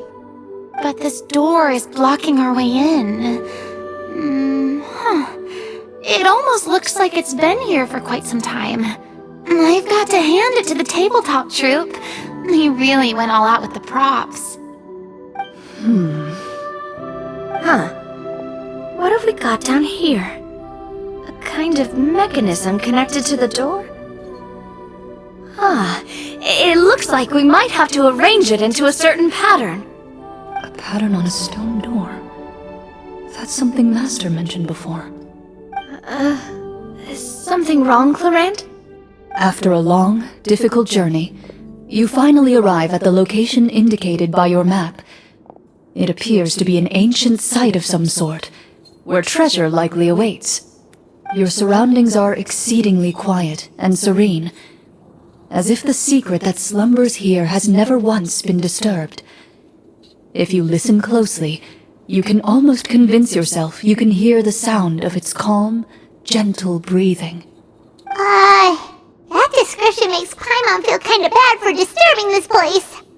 We're doing this for the sake of the people, to free them from the evil sorcerer. I say it's time for this treasure to once again see the light of day. Linny's right. We need to keep going. The future of the kingdom depends on it. The next part of the story requires us to solve the puzzle, right? Let's start exploring the area. Yes, that should be fine. Something feels off about all this. Guess I'll just have to improvise.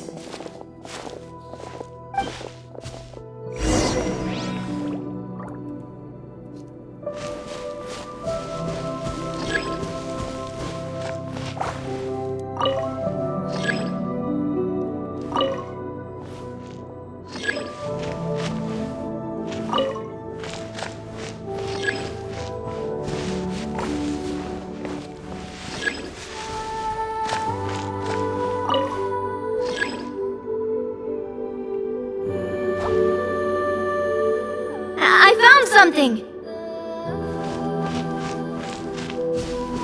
Found something here, too.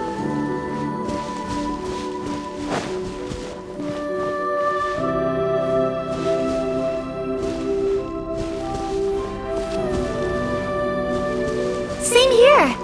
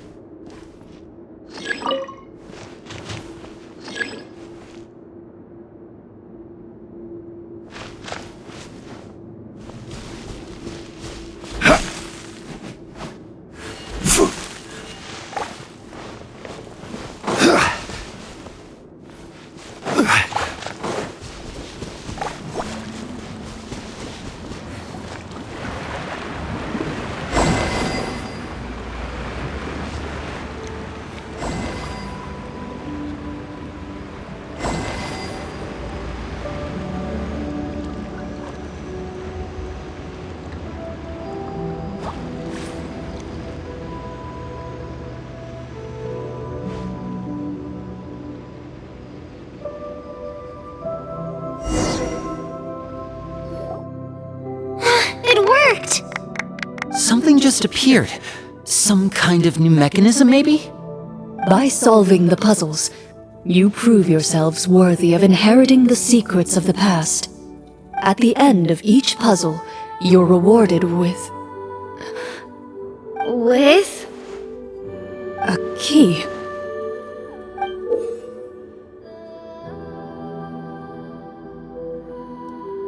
Oh, it must be the key to the big door. Huh? This is one of the Marechaussee Hunter keys that are passed down from generation to generation. It looks just like the one Master passed down to me. It is said that 4 keys in total are required to form the final, complete key. And it seems like we just collected 3 of them. That must mean... Huh? What's wrong? You hear a few strange noises. Suddenly, all the torches in the ruin go out at once. Huh? What's going on? Did we fall into another trap? For the sake of immersion, please close your eyes, everyone. Without the torches, the space is now completely dark, and you cannot see anything.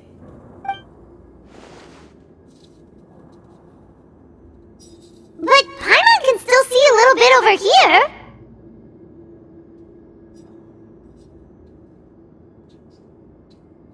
Oh, right, sorry. Suddenly, you hear the sound of footsteps pierce through the darkness. There's someone else here? Oh, this is so unsettling. I can't see anything. I've been discovered then. Wait, that voice, it's... You recognize the voice as belonging to the guard who led you to this place. It appears he now covets the treasure for himself, and has come to stake his claim. Oh, so this is just part of the script. Then I can probably relax. Well, if we can't see anything, that means we can't fight to the fullest of our abilities. Should we retreat for now? Judging by the way he's holding his sword, he must be a real Marechaussee Hunter. But this isn't part of the script. Retreat? That's not the Hunter way. If it's dark for us, then it's dark for him. We choose to fight. Your choice is noted. Please keep your eyes closed until I tell you the torches have been relit. This battle will be in the dark. You got it! Well then, let us begin.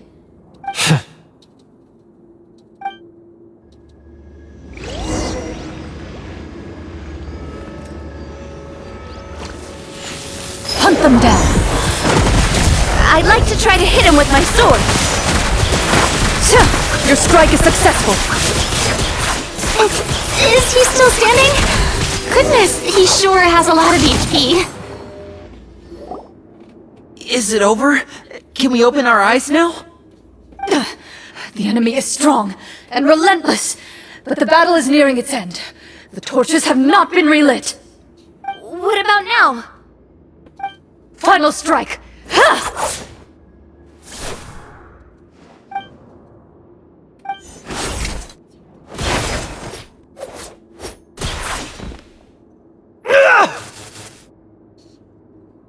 Well, did we get him?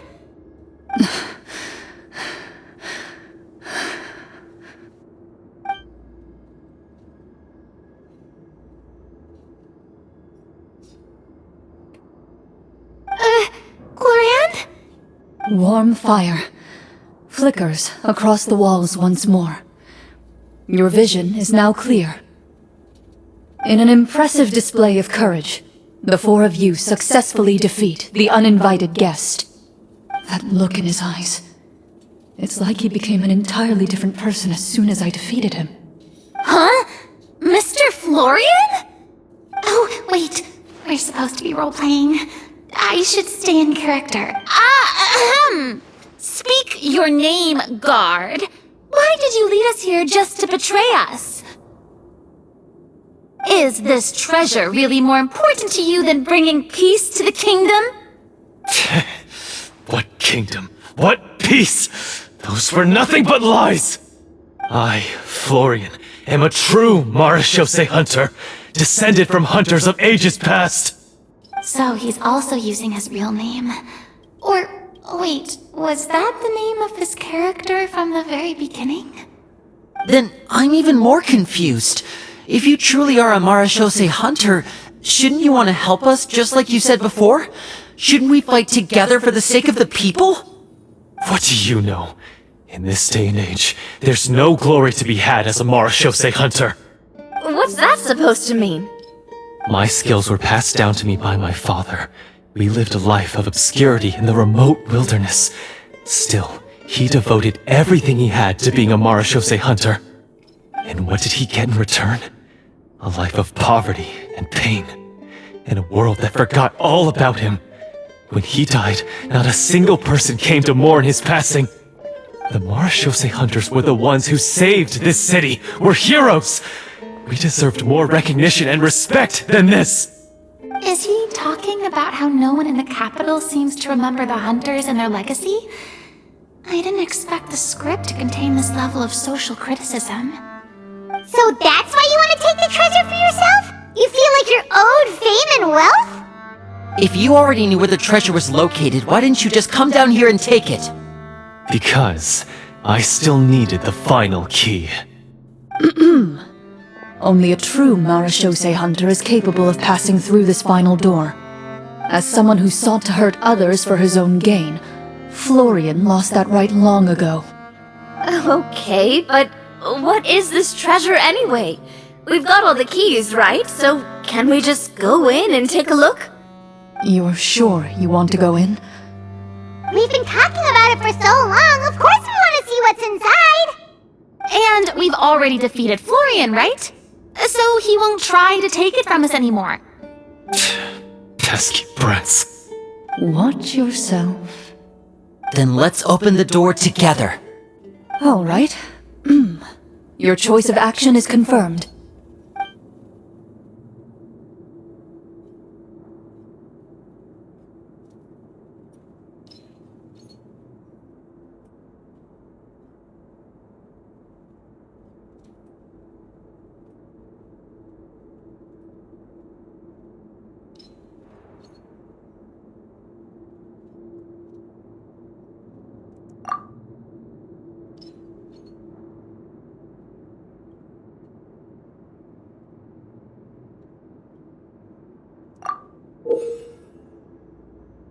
Before you, the door to the treasure, sealed and undisturbed for more than 100 years, finally swings open. You hear the shrill wail of the door hinge as it rotates for the first time after years of disuse, almost like a sleeping giant letting out an extended yawn. You get the impression that the secrets buried behind this door might be just as heavy as the sound you just heard.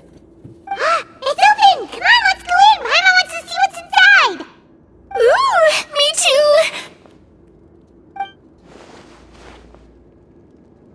Ugh, uncovering hidden treasure is the most exciting part of adventuring. What do we have here? Uh-huh.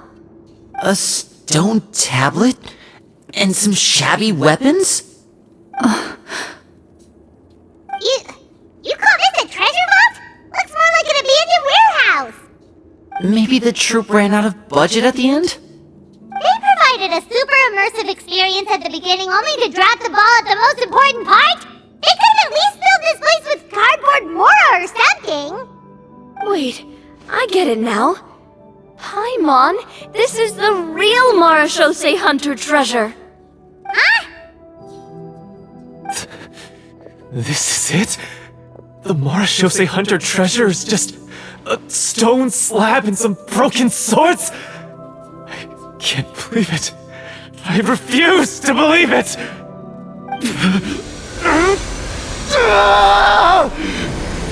Whoa, are you okay?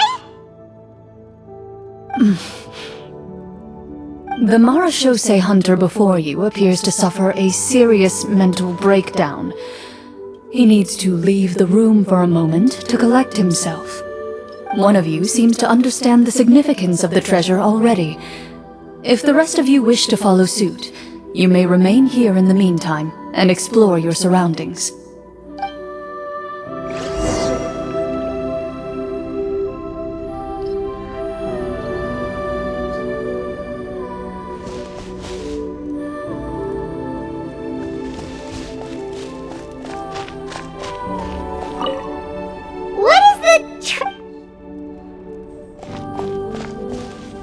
The old and The names on the tablet. Walter.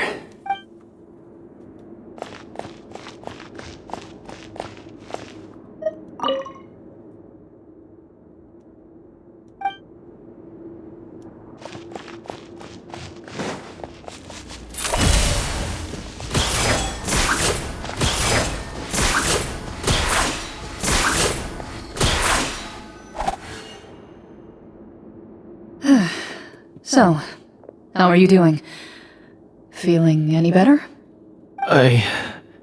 What just happened?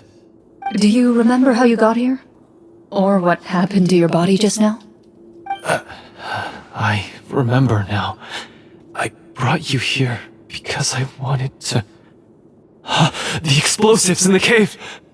You mean these? Huh? How did you... I could tell something was off the moment I stepped into this cave, so I kept an eye out. I've already dismantled the whole thing. So the strongest champion duelist in all of Fontaine saved the day once again.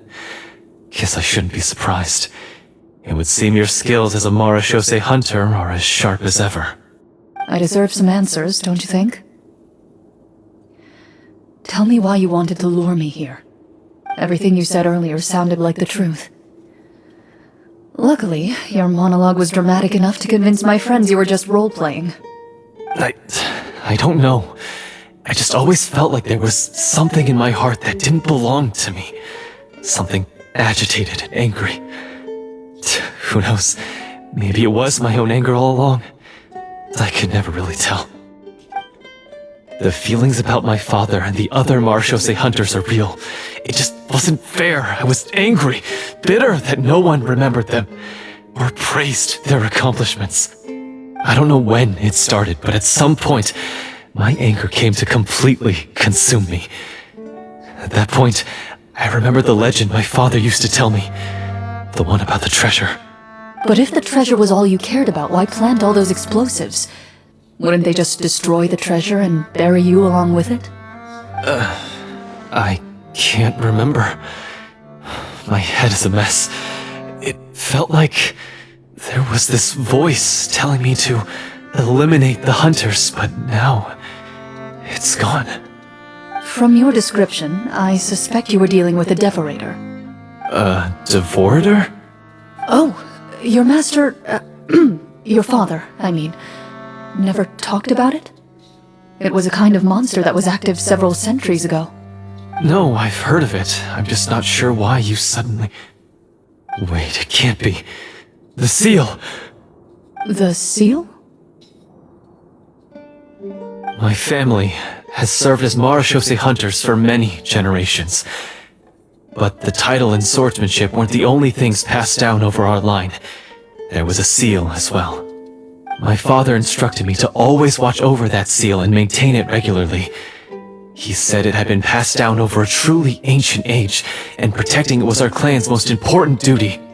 But I neglected that duty after he died.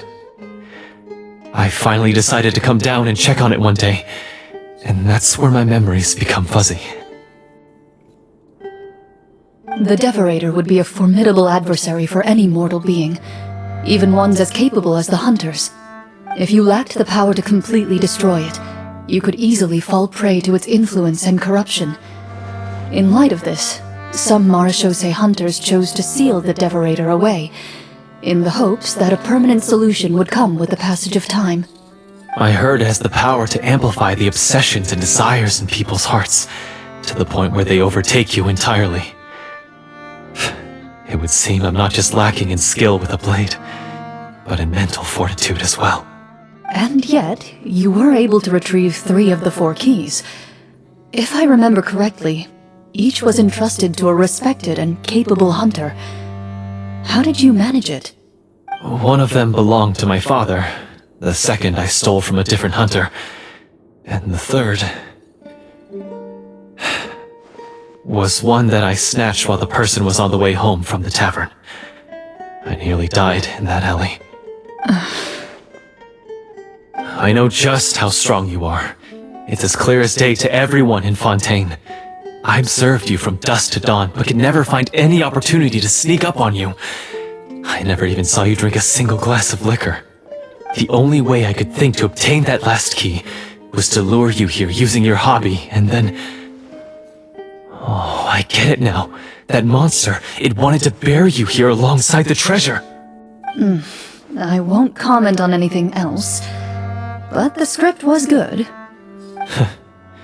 Well, I did pour my heart and soul into it. The stories my father used to tell me about the glory of the heroic Marechaussee hunters and how they came to be forgotten. It's more than just a story. Huh? You're proud to be a hunter. You're still holding onto that part of yourself, no matter how small. I have done so many despicable things. I have nothing to be proud of. Then explain the purpose of the evil sorcerer in your story. Isn't he the true antagonist? The one who sought nothing but his own gain, and used the people as pawns to attain it? In your heart of hearts, he was the one you truly wanted to defeat. But I've already tainted my sword. I no longer have any right to...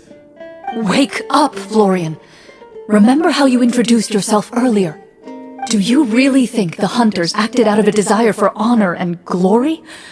Or to be loved and acknowledged by the people? What did your father teach you about our order? You do not wield your sword for yourself, but to protect those you serve. There's nothing special about a blade. It's the intentions of the wielder that matter above all else. Do you still not understand? Even after seeing the treasure for yourself? The contents of that room, they represent the true legacy the hunters left behind. You're right. I am a Marechaussee hunter. It's time for me to redeem, no, to finally serve the people I vowed to protect all along. I wouldn't be so quick to push aside the need for redemption. I know. That's a charge I won't bother to defend myself against. Good. Then, come with me, and help me see the script through to the end. Huh? See the script through to the end? But there's no more script left. Never finished it, huh? No, I mean, I wrote the script with the sole purpose of luring you all here. There was no reason to write beyond this point. Then we'll just have to keep writing it. The evil sorcerer still needs to be defeated. You mean the Devorator? Are you saying I have to make up the rest of the script as we go along? Is that really so hard? You've already written most of it. Surely you can write an ending where the hunters win and justice prevails. I'll be there to help you too. You aren't afraid your party will fall into danger? I know what my friends are capable of, and they're all quite skilled. Besides, I need their help. Then, are you going to tell them the truth about all this? I don't intend to spoil the fun. Sometimes, protecting dreams and fantasies is more important than exposing the truth. Don't you think?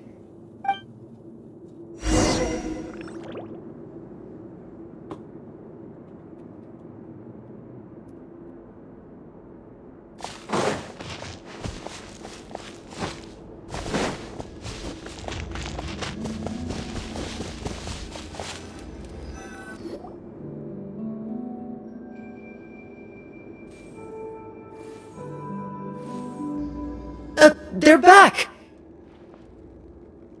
That took a while. Ahem!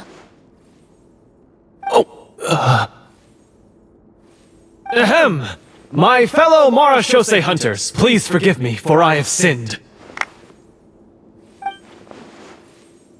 Tone it down. Sorry. After crossing swords with you and witnessing your courage in battle, I've rediscovered my true self and regained my pride as a Marashose hunter. Oh, do I smell a redemption arc? I confess, I was brainwashed by the evil sorcerer. He asked me to lure you here so he could bury you in this cave. That little...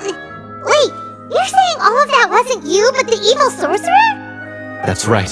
He's adept at manipulating the hearts and minds of the people. I fell under his influence because I did not possess a strong enough sense of will. Huh! And how are you going to prove that you're a changed man? We're not going to fall for the same trap twice! To be perfectly honest, I only came to my senses after seeing the treasure. It reminded me of my father's past teachings. The treasure was actually... The names of all the Marashose hunters from ages past and their weapons? Wait, you already know? Of course. Don't underestimate a veteran role-player's exploration skills. Oh, wait, I mean Marashose hunter Navia's exploration skills. We just finished reading through the content of the stone tablet. That tablet recorded the lives of some fascinating people. For example, this Marashose hunter called Est. She inherited the responsibilities of the Golden Hunter and passed judgment on many people. But in private, she had a very easygoing personality. Her favorite pastime was singing and dancing with her friends, and she was said to have a beautiful voice. So, she was just like you. Oh, you really think so? Well, when you put it that way, I suppose I also have a few things in common with this Walter. Working as an executioner, he supposedly used a countless number of tricks to confound his enemies in battle. Oh, if only I could have seen the feats of magic he pulled off back then. Their lives were all so exciting. You could write so many cool books about their accomplishments. How could they have all been forgotten? Because they chose to be. To hunt monsters that only appear in the shadows, you must also operate in the dark. To be a Marashose hunter is to willingly give up on wealth and fame. Then this stone tablet must have been left behind by their companions. That's right. Few Marashose hunters ever revealed their identity to the public. They always protected the city from the shadows. The only time they spoke of their accomplishments would be at night, when they gathered with their fellow hunters in front of the bonfire to share stories of the monsters slain by their hand. So, this tablet was created not so that the hunters would be remembered by the people, but so that they would be remembered by each other. No wonder this place was so well hidden. You regard the stone tablet in solemn silence. The names of your comrades etched onto its surface serve as a reminder that you are never truly alone. The tablet proves that, although a hunter walks a shrouded path, it is not a solitary one. There will always be those who walk beside you, a fact that remains as true today as in ages long past. Their legacies shall continue to be passed down from generation to generation, as everlasting as the stone onto which their names are carved. Father, you once told me that I should seek out the treasure if I ever became lost. So this is what you wanted me to find.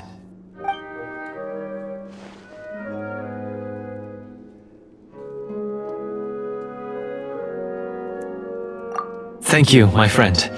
You are very kind. I implore you, everyone, please give me a chance to make up for all I've done. Allow me to fight alongside you and defeat the evil sorcerer that threatens the peace and prosperity of everyone in this kingdom. Well, I say we let you join. Sounds good to me too. Everyone makes mistakes. What matters is what you do to make up for them. I have no objections, but... Mr. Florian, do you even know how to defeat the evil sorcerer? When he took over my mind, I gained some insight into his thoughts. Every time I thought of the treasure, he reacted with a strong sense of fear. Huh? He's afraid of the treasure? But there's nothing here except some broken weapons and the stone tablet! What if the secret's hidden inside these weapons? GM, permission to investigate.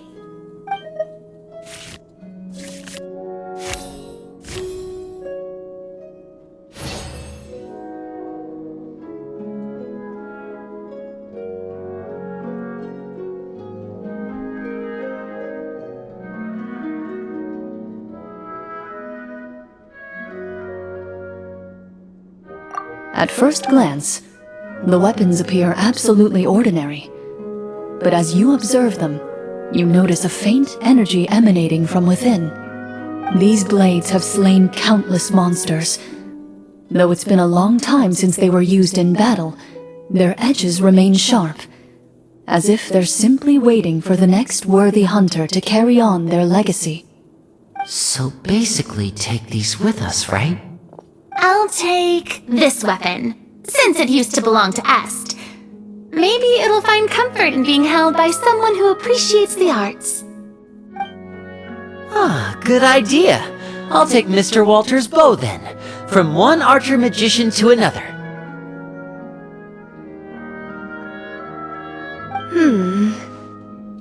Paimon's gonna pick a cool weapon too!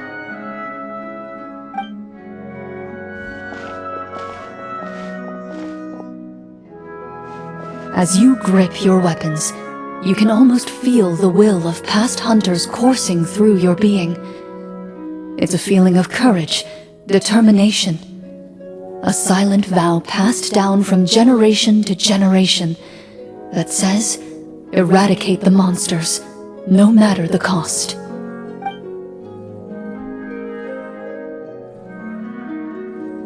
Mr. Florian, do you know where to find the evil sorcerer? I was able to see his surroundings when our minds were connected. I believe he's currently hiding out at the church in the kingdom. We must be extremely careful.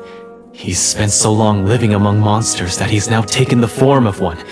He will not be easily defeated. Then why don't we explore some more and try to find some higher level gear? We don't want to just fight him and lose, right?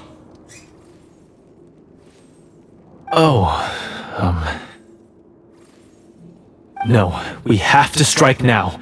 He was greatly weakened when I managed to break out of his control. If we let him rest, he might have time to escape. I agree with Mr. Florian. We've got to...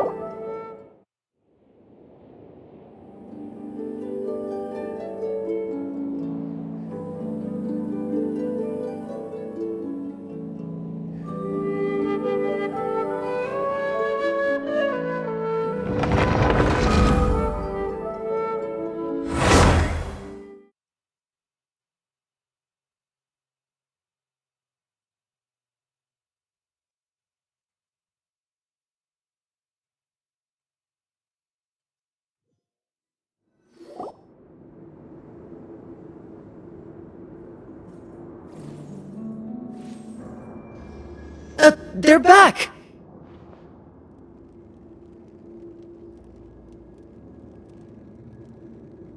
That took a while. Ahem!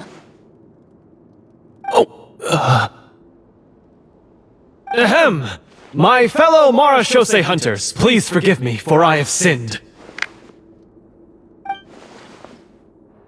Tone it down. Sorry. After crossing swords with you and witnessing your courage in battle, I've rediscovered my true self and regained my pride as a Marashose hunter. Oh, do I smell a redemption arc? I confess, I was brainwashed by the evil sorcerer. He asked me to lure you here so he could bury you in this cave. That little... Wait, you're saying all of that wasn't you, but the evil sorcerer?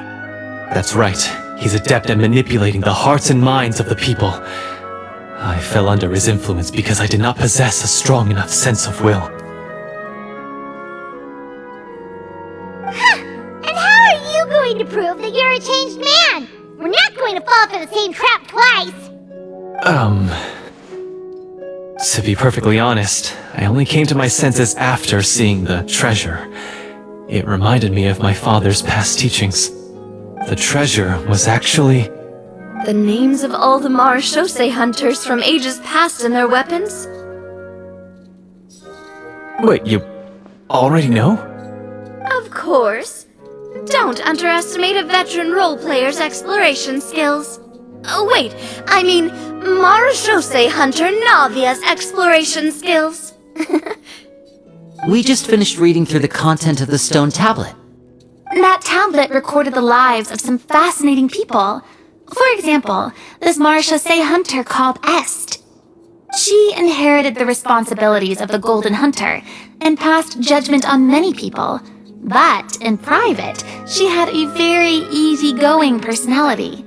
Her favorite pastime was singing and dancing with her friends, and she was said to have a beautiful voice. So, she was just like you. Oh, you really think so?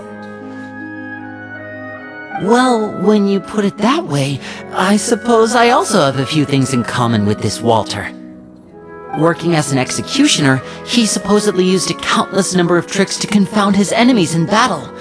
Oh, if only I could have seen the feats of magic he pulled off back then. Their lives were all so exciting. You could write so many cool books about their accomplishments. How could they have all been forgotten? Because they chose to be. To hunt monsters that only appear in the shadows, you must also operate in the dark. To be a Marashose hunter is to willingly give up on wealth and fame. Then this stone tablet must have been left behind by their companions. That's right. Few Marashose hunters ever revealed their identity to the public. They always protected the city from the shadows. The only time they spoke of their accomplishments would be at night, when they gathered with their fellow hunters in front of the bonfire to share stories of the monsters slain by their hand. So, this tablet was created not so that the hunters would be remembered by the people, but so that they would be remembered by each other. No wonder this place was so well hidden. You regard the stone tablet in solemn silence. The names of your comrades etched onto its surface serve as a reminder that you are never truly alone. The tablet proves that, although a hunter walks a shrouded path, it is not a solitary one. There will always be those who walk beside you, a fact that remains as true today as in ages long past. Their legacies shall continue to be passed down from generation to generation, as everlasting as the stone onto which their names are carved. Father, you once told me that I should seek out the treasure if I ever became lost. So this is what you wanted me to find.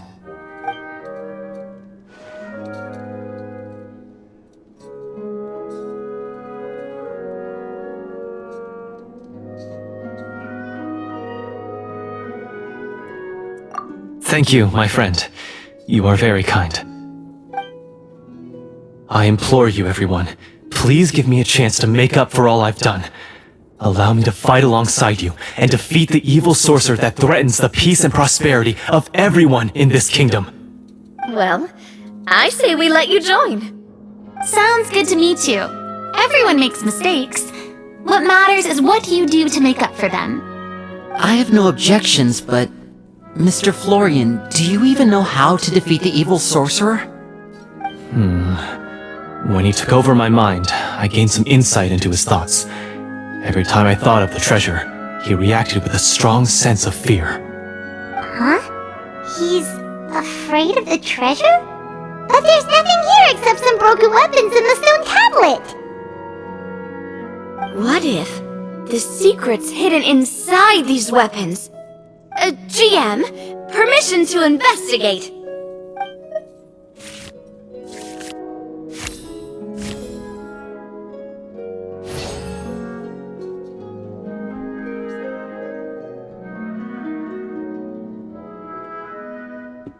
At first glance, the weapons appear absolutely ordinary.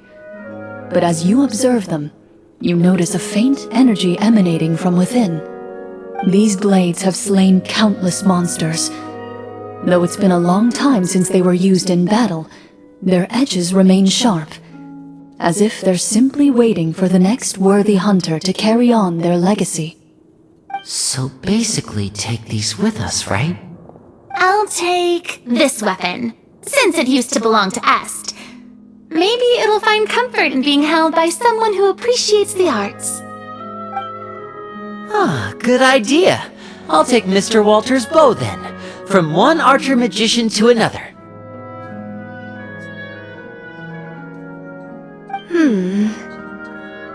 Paimon's gonna pick a cool weapon too!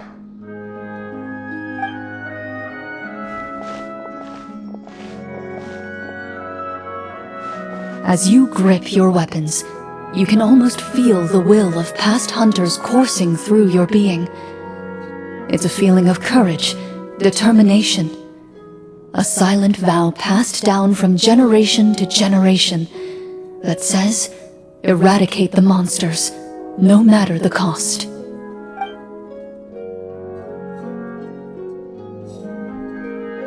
Mr. Florian, do you know where to find the evil sorcerer? I was able to see his surroundings when our minds were connected.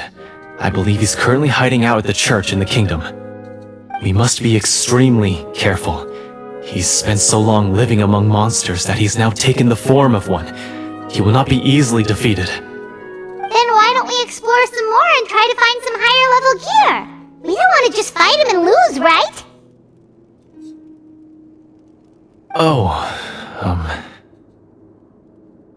No, we have to strike now.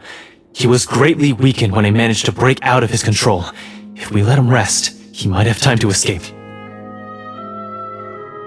I agree with Mr. Florian. We've got to act while we have the advantage. Don't forget, the people of the capital are counting on us. Yeah, now that we've got a plan, there's no point in waiting. The longer this drags on, the worse it will be for everybody. Yes, that's what's called...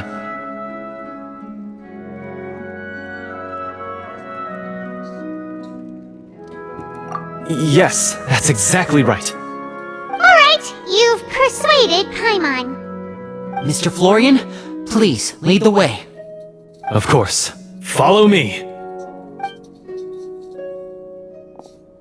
He had to set up so many scenes today, and now he has to join in for this last part. I really don't envy his job.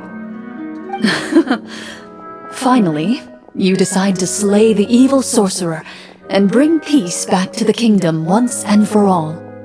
As you walk away, you feel the gaze of the stone tablet at your back, as if all the hunters of the past are wishing you success in the battle ahead and awaiting your triumphant return.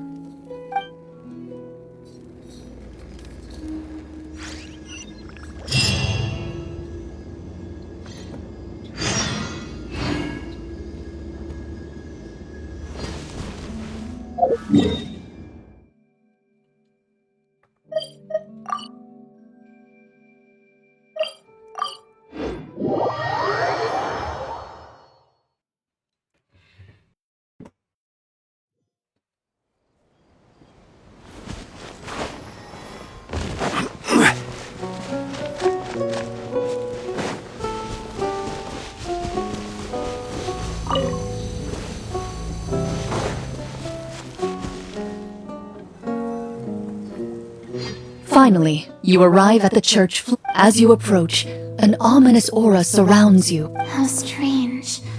Now, it is time for the final battle. Let's go!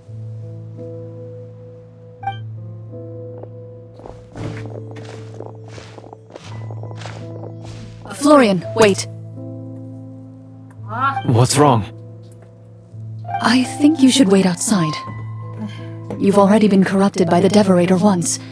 It could easily re-enter your mind and take control of your body. I don't think it's a good idea for you to be this close. If it corrupts you again, it's possible you might take on a new form entirely. That's exactly why I have to go. Why I should be at the very front. You mean... Yes. I intend to lure it into my body. That's too risky. If things get out of hand, I might have to kill you. Do you understand how dangerous this is? I understand, but if I do this, you'll have a clear and visible target. The Devorator will have a hard time passing up a chance to enter a body it knows how to control. You won't have to worry about any of your friends being taken over. You're not like me, Miss Clorinde. You're a just and powerful Marechaussee hunter. The monster broke free due to my error. It's only right that I shoulder the responsibility for its destruction. This is... something that I have to do. Consider it a duel to restore my honor. My only request is that you give it your all.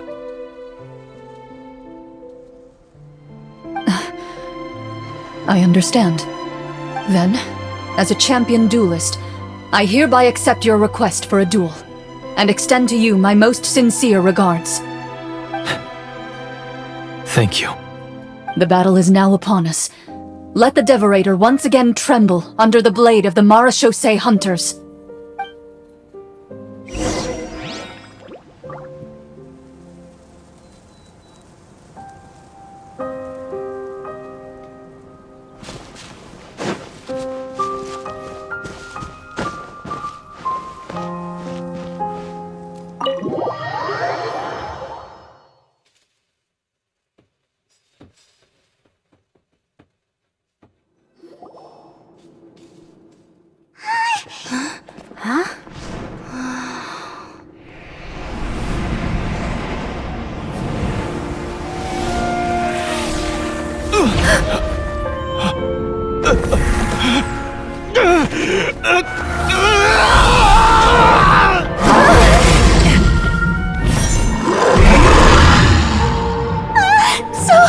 So lifelike!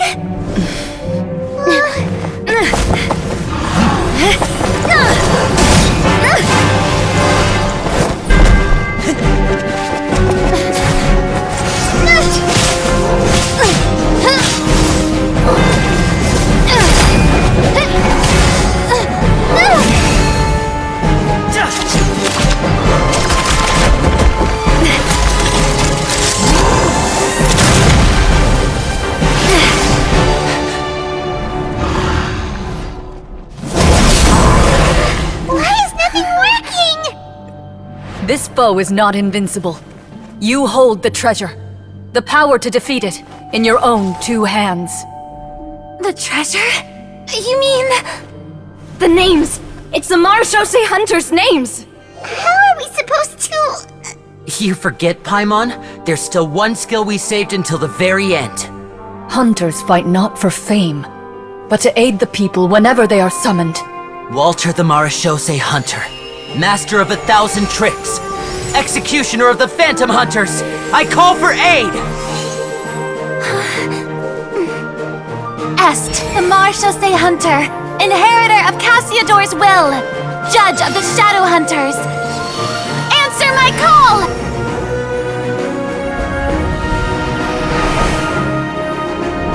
Petronia, protector of justice and order, the hunter I respect the most. Thank you for saving my friend, the best one I'll ever know. Please, lend us your strength!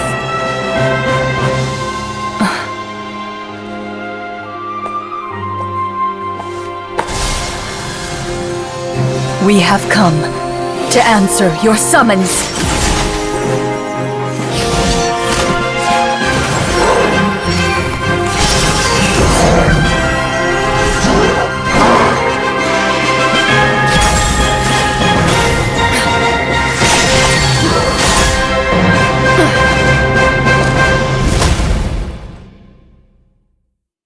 And so, the monsters were eradicated, and the sorcerer was Peace soon returned to the capital. Some remembered the names of the heroes who saved their kingdom, but others simply continued their lives none the wiser. Such is the story of the Marechaussee Hunters. They pursue the phantoms in the darkness and exterminate all who pose a threat. They will always protect the city and those within it, even should all memory of their accomplishments be forgotten by the very people they serve. I am assuming we've finally reached the end of the script. Yes, you've reached one of the better endings. It's a pretty solid story overall. I thought it was just an ordinary adventure at first, but the further we got into it, the more impressed I became with the production and the plot. That final battle especially! All the effects were super realistic. Oh, right. Yeah, totally. That's a really good point. I never expected the weapons we picked up from that vault would have that kind of effect. Yeah, mine nearly scared the daylights out of me when it started glowing. I took a good look at it after we got out, but I don't think it ever lit up again. Oh! We should probably give these props back, right? I'll just leave mine here. Did you have a good time? Of course! Let me know if another script like this comes around. Sure, no problem. Then I'll head back for now. I think I need some time to fully digest everything that just happened. Once Mr. Florian is awake, please pass on my regards to him. He must be extremely exhausted to have passed out cold like that. You're right. He's had a lot to deal with. Well, see you all some other time. Toodaloo!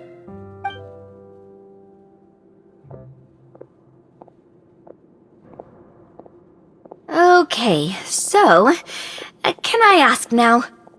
I think it should be fine, yeah. What in the world was going on back there?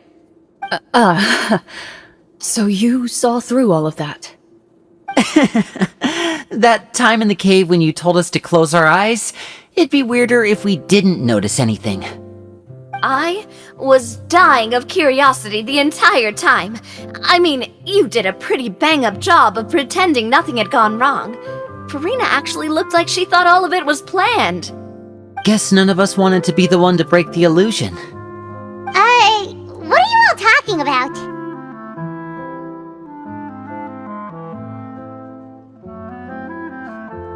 Oh, wait. Don't tell me you never... Ugh, this is all my fault. It's not too late to cover your ears. Here, partner, I'll do it for you. A bit late for that, don't you think? You're saying everything that happened back there wasn't actually part of the script? It's probably more accurate to say this was never a real scripted story to begin with. What?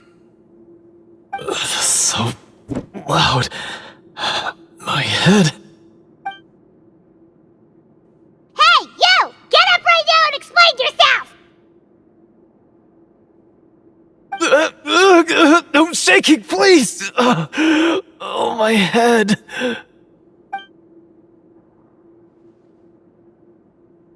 Did Paimon just hear that right? You guys made up that whole last part on the spot? It's not nice to lie to people, but Paimon's gotta admit, that was a really good story, Florian. Oh, and nice improvisation, Clorinde! Yeah, it was like watching a magician improvise a spectacular magic trick after forgetting an important prop. If Paimon knew something was wrong with that vault, she would have floated straight in the opposite direction. Everything was under control.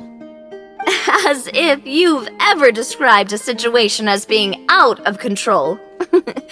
I'm pretty sure any situation you consider to be easy to handle would scare a reasonable person half to death.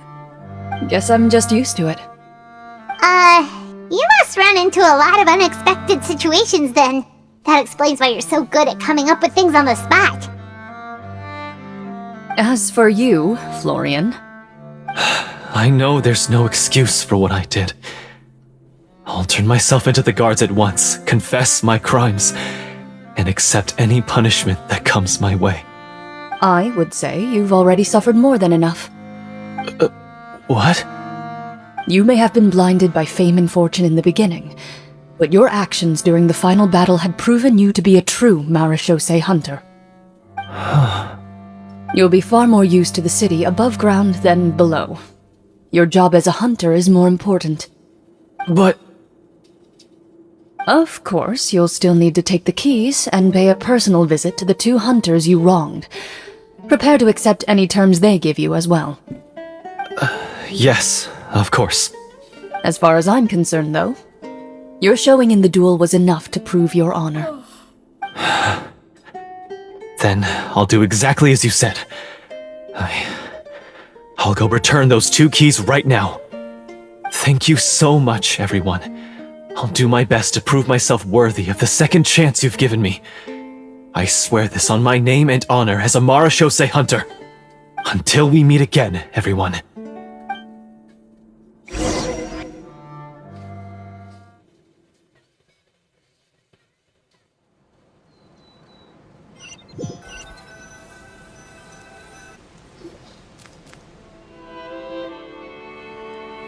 Speaking of Marechaussee hunters, what should we... Leave it be. Are you sure? We could show it to people? Make it so that... No. Every name on that tablet made the same choice. All hunters know what the path entails. I am no exception. My identity as a Marechaussee hunter is not something I need people to remember. I wish only to be recognized as a champion duelist. Nothing more. That's certainly very different from the path of a magician. Still, I admire your decision. Wait! I just remembered something. If there were no special effects involved, why did our weapons begin to glow during the battle? That's because the Marechaussee hunters of ages past would often imbue their weapons with special enchantments to suppress the monsters. Whenever a monster was nearby, their weapons would start to glow. Oh, so that's why they had an effect on that guy near the end. I really thought the summons were doing all the work. Well, I'm sure the summons were a part of it too. Oh? How so? This particular devorator probably hailed from the same era as the hunters we saw in the room. The names you recited all belonged to the bravest hunters. Countless monsters fell to their blades. That's likely why the devorator visibly reacted when you said them out loud. So the names held the power all along! Navia, everything you said during your summon. Huh? Oh, I meant what I said. I mean, it was true to my character, so yeah, I'm glad you heard it. Just don't make me repeat myself. It's embarrassing. I really appreciated those words. All right. Don't get all sentimental on me. Anyway, let's not talk about that anymore. I'm going to go on ahead. Don't fall too far behind now. She ran off! I should probably head back as well. This story was truly incredible. I might have to spend the whole night telling my siblings all about it.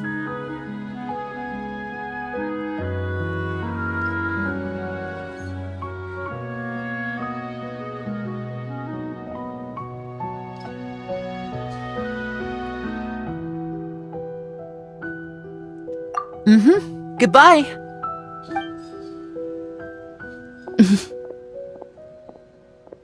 Traveler, should your name and deeds be forgotten, What do you think the significance of your journey will be?